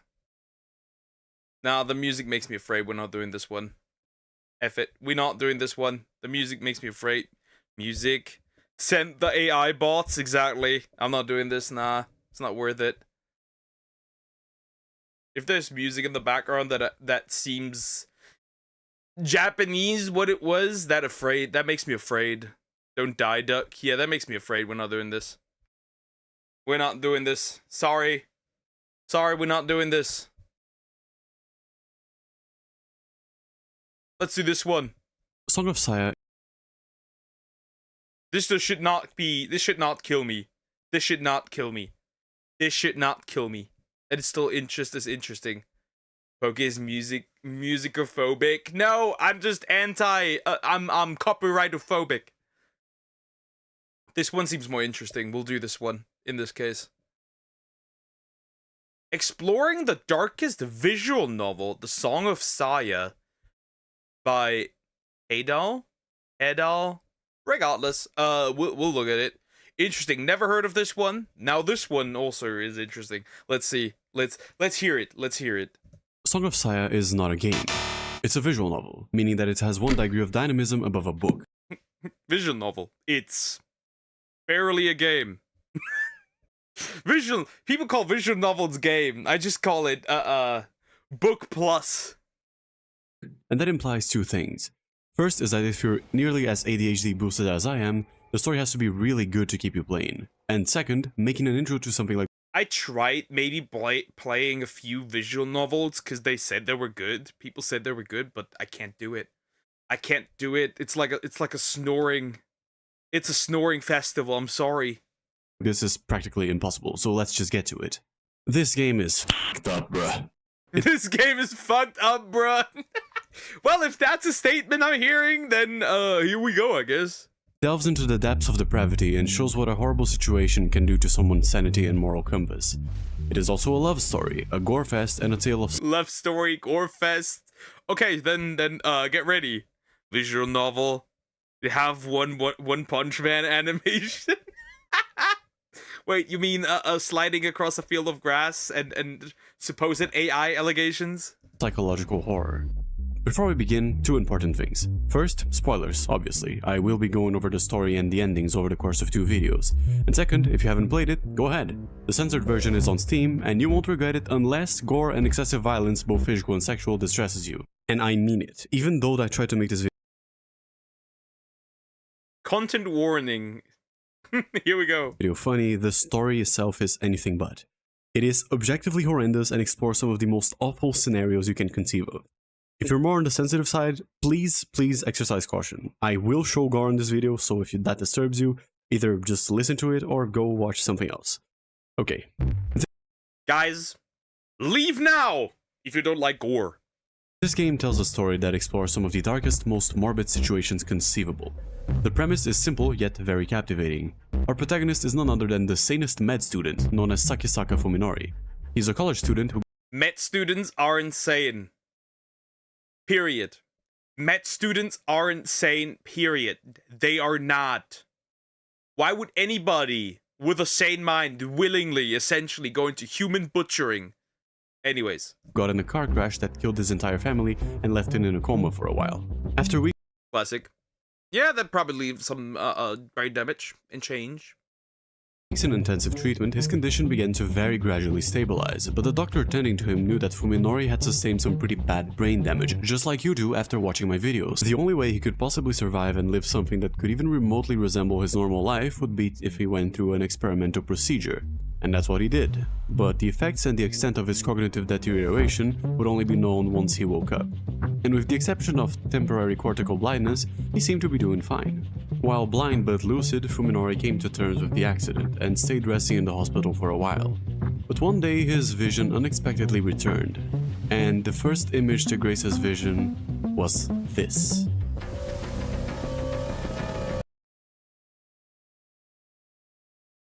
Oh! Oh, everything's made of flesh. Well, that's tasty, buddy. Tasty! The clean, sterile room he was supposed to be recovering at is covered in entrails and blood. The nurses and doctors that were supposed to be tending to him are these shambling amalgamations of gooey flesh. Needless to say that this scares the shit out of him, and the first time his friends from college come to visit him, he was reduced to a screaming, terrified mess of a man. It took some time for— Did they actually just fry his brain with the procedure? They just like, what they gave this man, whatever, and said, roll with it. Fuminori to understand what was going on. He eventually realized that he hadn't died and gone to hell, but rather that some unknown neurological process somehow managed to override all his 5 senses in a way that makes everything look, sound, smell, taste, and feel as bad as humanly possible. He is still in the real world, but his perception of everything has been severely altered. To quote what he says in-game, "It was as if an insane architect took the blueprints out of my life and rebuilt it out of blood and gore." In my opinion, the most nightmarish thing about Fuminori's condition is that closing your eyes isn't enough.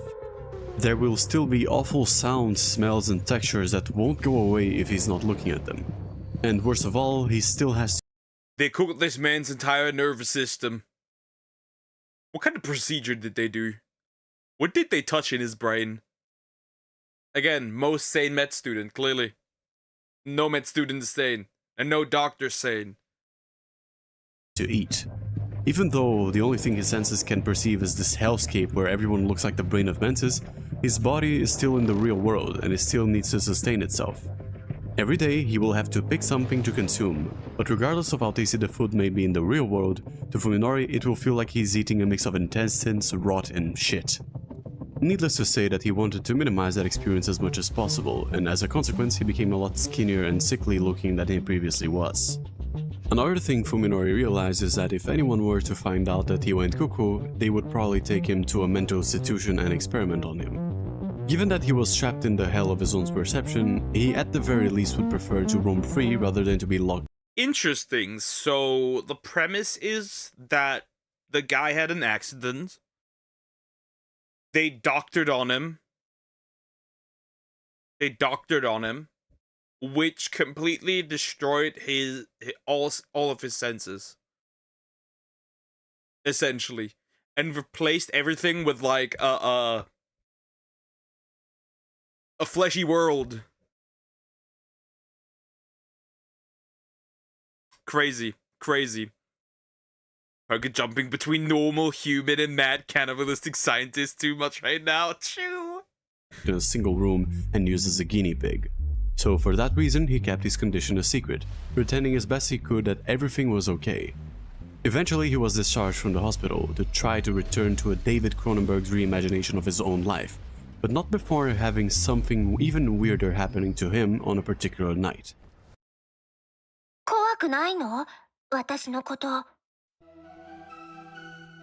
Bro sees random chick.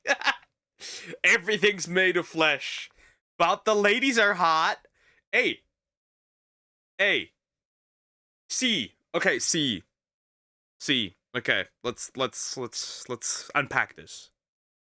Yes, it may smell like shit. Yes, everything looks like shit. Yes, everything tastes like shit. But the girls are hot, so win in a way. That's like you win in a way.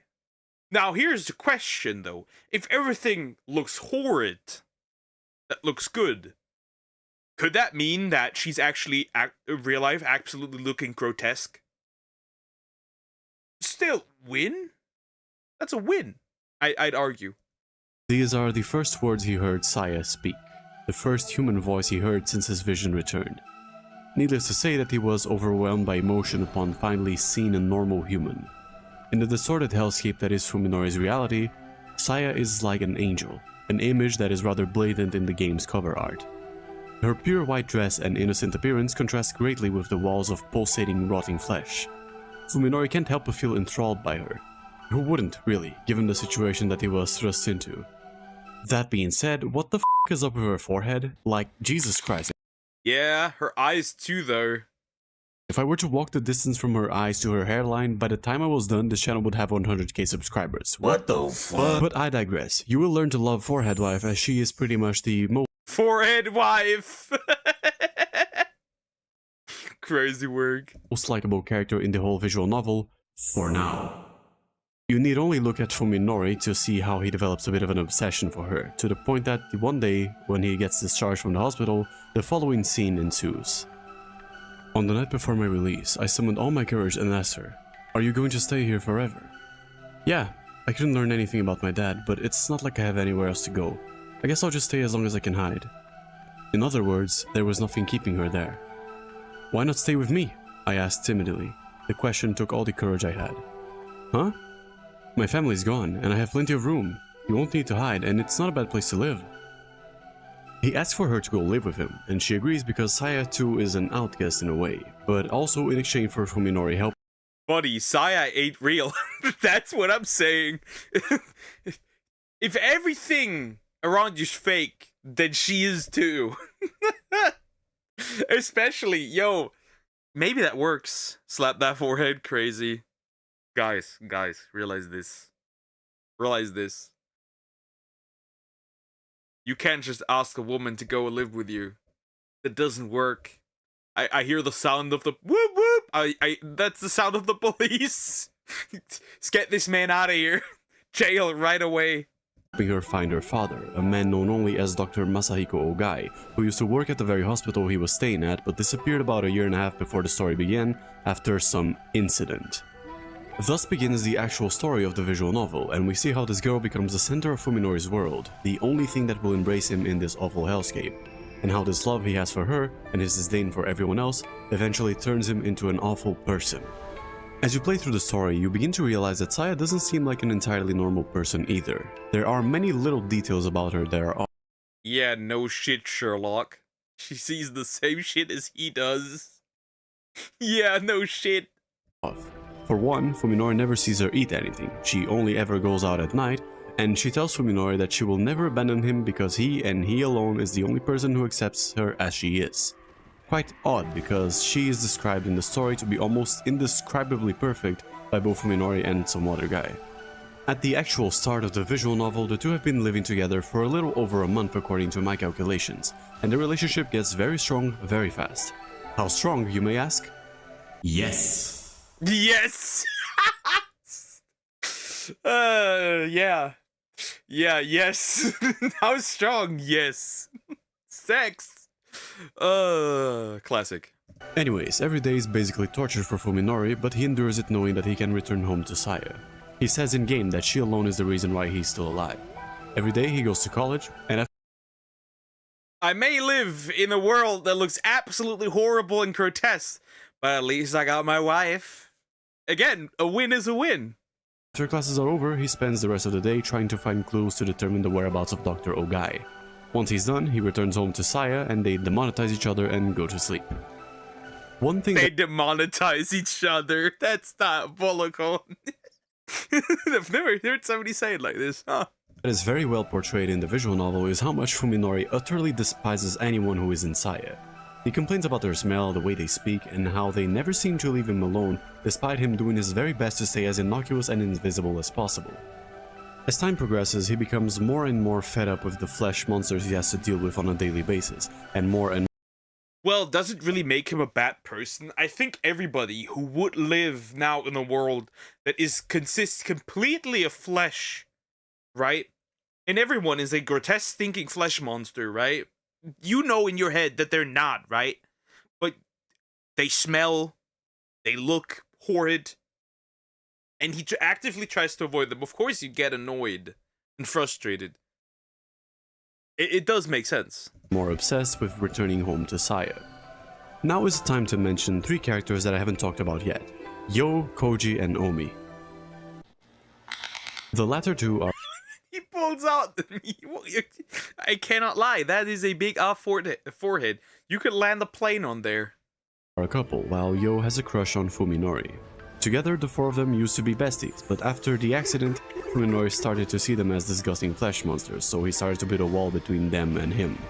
He doesn't cut contact immediately in order not to arouse any suspicion, but his friends can clearly see that there's something wrong with him. The post-accident Fuminori is a far cry from the person they once knew.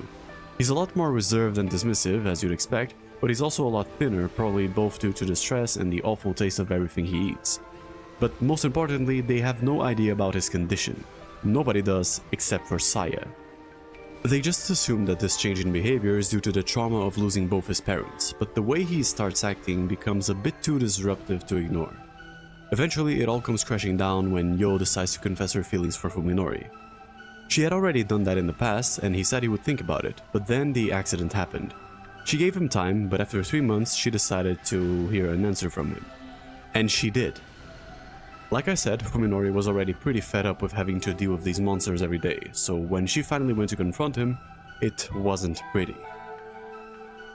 Come to think of it, I never gave you an answer, did I? I never saw you in any special way before. When you asked me out, I wasn't really sure how to respond. I didn't know how I felt about you back then. But now I can give you an answer. I've had plenty of time to think it over, you know? I hate you, Tsukuba. I don't even want to look at you. Shots fired! Yeah, well, that's trauma. That's trauma. Well, whole phase incoming. I suppose it is too much to hope to never see you again. We do go to the same school. So, just make this the last time you ever speak to me. Your voice makes me sick. This is the moment when Fuminori finally let his mask slip, and Yo is reduced to tears as she runs away from the man who was once the target of her affection. Omi and Koji had been peeking their interaction, and being Yo's best friend, Omi is pissed off at Fuminori. She tells Koji that she'll go to his house to give him a piece of her mind. I'm sure nothing's gonna go wrong with that one. Well, she goes to his house, sees that the front yard is overgrown and that all the storm shutters are closed, and decides to investigate it further. She enters the house and hears some f***ed up distorted voice saying "Welcome home," and also sees that Fuminori's shoes are not at the entrance. She carefully begins to investigate the house and starts to find a lot of weird things. For one, the place smells f***ing awful, not just distorted voice. That's odd. because Fuminori painted the interior of the house to cover all the guts, but also because there's some foul smell of rotten flesh coming from somewhere inside. She hears and feels something slimy lingering just out of sight, then goes to the kitchen or the living room or some shit like that, I don't actually remember, and fucking dies as Saya does an aerial takedown on her. Okay, it isn't really that clean because the game basically tells her that she isn't even able to process the pain of having her stomach ripped open as the very sight of the thing attacking her. Wait, so the chick... I knew... Man, I am good. Holy fuck, I am good. I am good. I am really good. Remember how I said at the beginning, everything else around them looks horrid because it looks normal? And she looks beautiful because she looks grotesque? Remember how I said that? I can predict the future. Call me Shulk. What is going on? Hey, I am good. Yes. Perfect. Is enough to drive her insane. Fuminori, who had been looking for more clues about Dr. Ogai, eventually returns home to see that Saya is eating something while sitting on the floor. I wonder... She's eating the chick. What that is. To Saya's surprise, Fuminori isn't shocked or even mad at her. On the contrary, motherfucker begins to eat the Bro, what the fuck? Well, cannibalism, here we go. It's always cannibal, every single time. It's always cannibalism. Every goddamn time it is cannibalism. Food off the floor as well, and tells Saya that it's f***ing delicious. That is horrible. From here, we can already begin to form a few theories as to what exactly is happening. To Fuminori, everything in the world seems absolutely repulsive, but other than Saya, the only thing that looks appealing to him is the pile of gore on the floor of the kitchen that was once his friend Omi. From this, it would appear that Fuminori's brain basically flips everything in the world that looks normal into something awful, and flips everything awful into something nice. Can you see where I'm going with this? Anyways, more shenanigans ensue, and Koji and Yo begin to realize that Omi went missing. Essentially, Saya looks actually like the flesh monsters. Pretty much, your poke is fucked if someone accuses him of pro-cannibal. It's over. With Koji being the only one who actually knew where she was headed in the first place. But the truth is that nobody really knows what happened to her, not even Fuminori, since he had no idea that the yummy snack he had a couple of days ago was actually one of his friends. Koji eventually catches Fuminori skipping class, but instead of confronting him, he decides to follow him. Fuminori takes a train heading to the direction opposite to his house and disembarks in a quiet suburban neighborhood some 30 minutes away from central Tokyo. He enters an abandoned house and stays there for the rest of the afternoon, all while Koji is observing from a small playground nearby. Once Fuminori leaves the house, Koji decides to head inside. He sees that the house had belonged to someone named Ogai, and doing his investigation, he finds that the place was left abandoned for over a year. Not only that, but he also notices how parts of the house are covered with some weird, foul-smelling slime. He goes upstairs to find a study with a lot of books on advanced medical practice as well as some weirder tomes open on the table. The first one, Traité de Chiffres, is about semiotics, which is basically the study of symbols. The second, Ars Magna et Ultima, is about divination. So here is my theory. The doctor created Saya, and Saya is the reason why the guy, the main character, sees everything the way he does. So she no longer feels alone. But if they had... Ew! They had sex, didn't they? Ew! Bro, ew. Ugh. That's gross, bro. Whoa, get out of here. Goodness, ugh! Which is the thing that Mona does, basically predicting the future. And the last one, the Voynich manuscript, is written in code, so Koji can't exactly figure out what the contents are. But according to Google, it has information on astronomy, cosmology, as well as herbology, balneology, and pharmaceuticals. After he's done perusing the books, he continues on to investigate the rest of the house, eventually finding a bathtub completely filled with animal bones. Finding that scares the shit out of him, and as he's recovering from the shock, Fuminori appears behind him and promptly scares the shit out of him again. While Fuminori isn't happy to see him, he explains to Koji that a friend of his lived in that house and that he was just running some errands for her, and then says that he would very much appreciate if Koji was to stop prying into his business. Then the two of them leave and go their separate ways. Lovely. Fuminori returns home and has a brief exchange with his neighbor, who asks if he wants any help mowing his lawn, because after all it looks like a f***ing jungle. Then he heads inside to find that Saya isn't home. She takes a while to return on that day, but when she does, she has all of his medical records that she stole from the hospital. As she's analyzing them, Saya says that she could try to do something that might cure Fuminori's condition, but she has to practice first. The next morning, she goes over to the neighbor's house to do a little trolling, but we will get to that in just a moment. Trolling? Yeah, that dead. Fellas, that guy's dead. Fellas, this baddie over here is Dr. Ryoko Tanbo, Fuminori's attending physician, and without any contest, And she doesn't have a ginormous forehead. That's a plus. my favorite character in this game. There was a scene earlier that I didn't show of Fuminori having an appointment with her, but he basically sits in a corner being as dismissive as possible, asks about Dr. Ogai, and then leaves. Dr. Tanbo knows that the hospital covered up an incident involving Dr. Ogai pretty well, so there was no reason why anyone, let alone a patient, should even know about his existence. She was already a bit suspicious of Fuminori when he said he was fine even though he clearly wasn't, and then he was friends with one of Ogai's relatives, which is weird since he didn't have any to begin with. Couple that with Koji and Yo making an appointment with her to discuss their friend's weird behavior, and that Koji saw him breaking into the Ogai residence, and now she has very good reasons to be concerned. She tells the two of them that she can't disclose any information, but she will do some investigation on her own, and finishes the meeting by giving Koji her private phone number. Back to the neighbor. His name is Yosuke, and he's basically a house husband who spends his days tending to the house and painting while his wife and daughter are at House husband! That's my dream, guys. That's me. work and school respectively. On this fine day, as he was painting, he gets a bit thirsty and goes down to the kitchen only to feel a faint breeze. This was weird because he had closed all the windows, and upon investigating, he Yeah, bro, it's gonna be food. found that one of the windows had a hole produced by some sort of chemical. Naturally, this makes him quite alarmed, so he grabs a big ashtray to use his weapon and begins to look for whoever might have broken into his home. As he's doing that, our beloved flesh amalgamation wife, who had been hiding under the couch, seizes him with a bunch of flesh tendrils and proceeds to lobotomize him while he screams for mercy. He wakes up a couple hours later in a fleshy reconstruction of his own house, and he is going mad. His wife and daughter return home at that precise moment. Right now, Yosuke is basically experiencing the same thing that Fuminori had. Bingo! Bingo! I said it! I knew it! She was the one doing it to him. She was the one, twisting his mind. I knew it! And we will soon see that this is more than enough to drive him completely insane.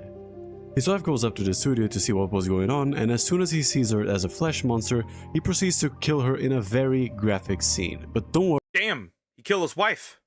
It gets much worse. His daughter is still a child, and she doesn't really understand what is going on. As she's trying to make sense of the situation, the guy goes and brutalizes her as well. In that moment, he no longer feels afraid. On the contrary, he feels powerful knowing that he's able to kill these horrendous monstrosities, even though it wasn't enough to get him out of this nightmare. He takes pride in knowing that he could defend himself, that's all. And that's when Saya appears as her normal self and sorta tries to interview him to see if her little experiment worked, and that proves to be an awful mistake. You see, this man is very far from being sane at this point, so the moment he sees the only non-horrible thing in this world of nightmares, his first and only impulse is to have it. Have her. The moment Saya realizes that, she runs back to Fuminori's house. He runs after her, and in a very tense scene, Yosuke begins to... yeah. Okay. Damn! Damn! Damn! Real talk, if you don't want to hear me talk about this, just skip to this time. As far as I'm aware, this game has two versions. There's the Steam version, which is relatively censored and safe for streaming and shit, and there's also the uncensored version, which is the one that I have. And I thought that by getting it, it would show me more gory, f***ed up shit, but no. What it did show me are sex scenes. A lot of sex scenes. 3 up until this point, and not a single one of them felt comfortable to read. This could be the fault of localization, since I am playing the game in English instead of Japanese. It could be a fault of the author, or it could be my fault, since my dumbass decided to go with the uncensored version.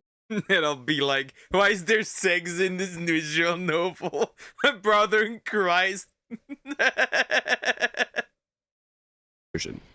In any case, if this scene's objective was to leave the player uncomfortable, it worked very well with me, but for the wrong reasons.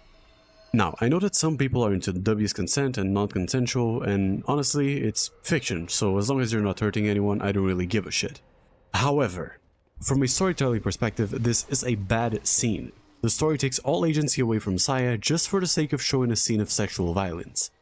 You mean to tell me that the same Saya who can melt glass— So the flesh monster. Okay, let me unpack this. Guys, let me unpack this. Flesh monster, first of all, has sex with normal dude. Flesh monster gets raped by another dude. What the fuck is going on? What is this? Kill small animals, drive people mad by merely glancing at her, does neurosurgery with multiple appendages, and f***ing ripped a girl's stomach open, is now helplessly crying as a middle-aged man is assaulting her. I had a theory that maybe her powers didn't affect the people who saw her as a human, but that is disproven like 3 minutes later. This scene is just here for the sake of having a sex scene and doesn't even bother giving a good justification. And that pisses me off. I just need some hentai. IGT, how you doing? You're doing good. Hello. It's fucked up to think about this, but I believe that this scene is simply a product of a game published in 2003 in a country that isn't exactly known for giving women a lot of agency. But yeah, rant over. Fuminori eventually arrives home and plays Fruit Ninja with Yosuke's body, and then immediately goes over to Saya to comfort her. Fruit Ninja! This is when she confesses that she experimented on him, and what she says is kinda heartbreaking. She thought that since Fuminori was always so nice to her, if everyone else saw the world the way he did, they would all be nice to her as well. Yeah, she tells Fuminori that she can fix his head by doing the opposite of what she's done to Yosuke to him. Ah, if only it was that simple. Did you break your leg? Just break it the other way, silly. This is when the game gives us an option. Accepting it will land us in our first ending, while declining it will continue the story. So, I want it all, you die. Right? You want it all? I want it all back, you die. Don't need it anymore, you go to jail. Regardless, the end is the same, I think. Since the game still goes on for a while after this, I will explain this ending now and leave the other ones for the next part. The moment Fuminori accepts Saya's offer, he begins to have second thoughts. The truth was that he would be more than willing to endure the gore reality as long as Saya was with him, and that feeling stays with him for the rest of his life.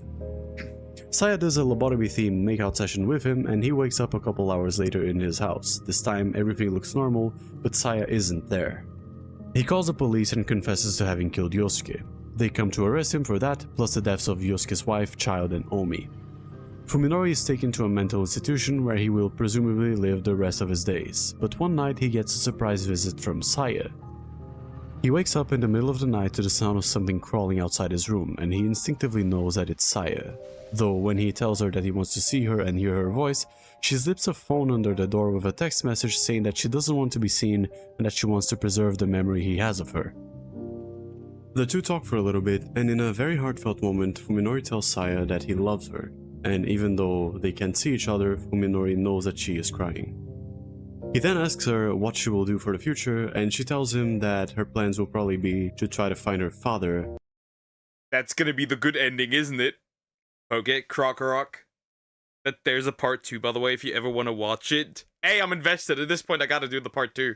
Dr. Ogai, and maybe find a way to get back from where she came from. The two bid each other farewell, and Saya slides away from his cell, probably never to be seen again.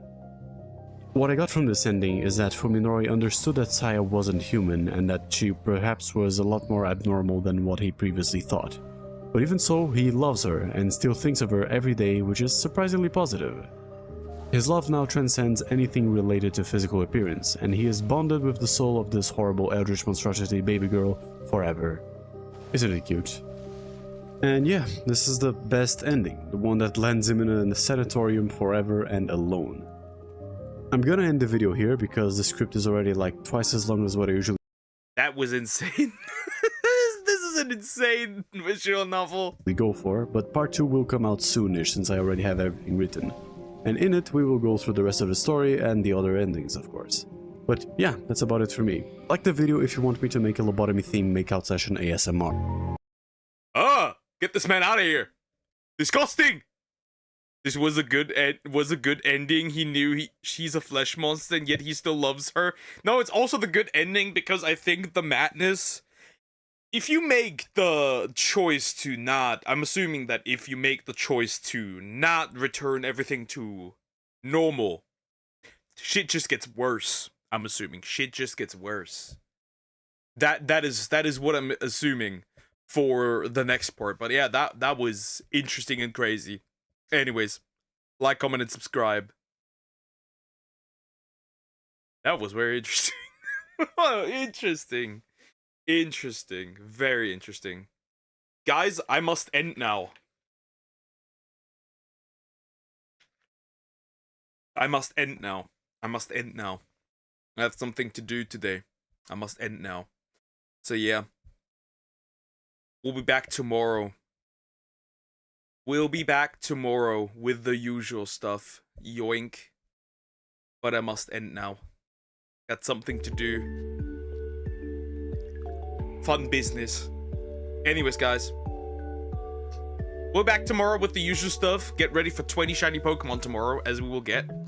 Don't goon or gump. I will catch you. And yep. This is gonna be fun. But yeah, I'll see you tomorrow. Take care, guys. Bye-bye. Nighty-night. Nighty-night to you too. Bye-bye. Take care, guys.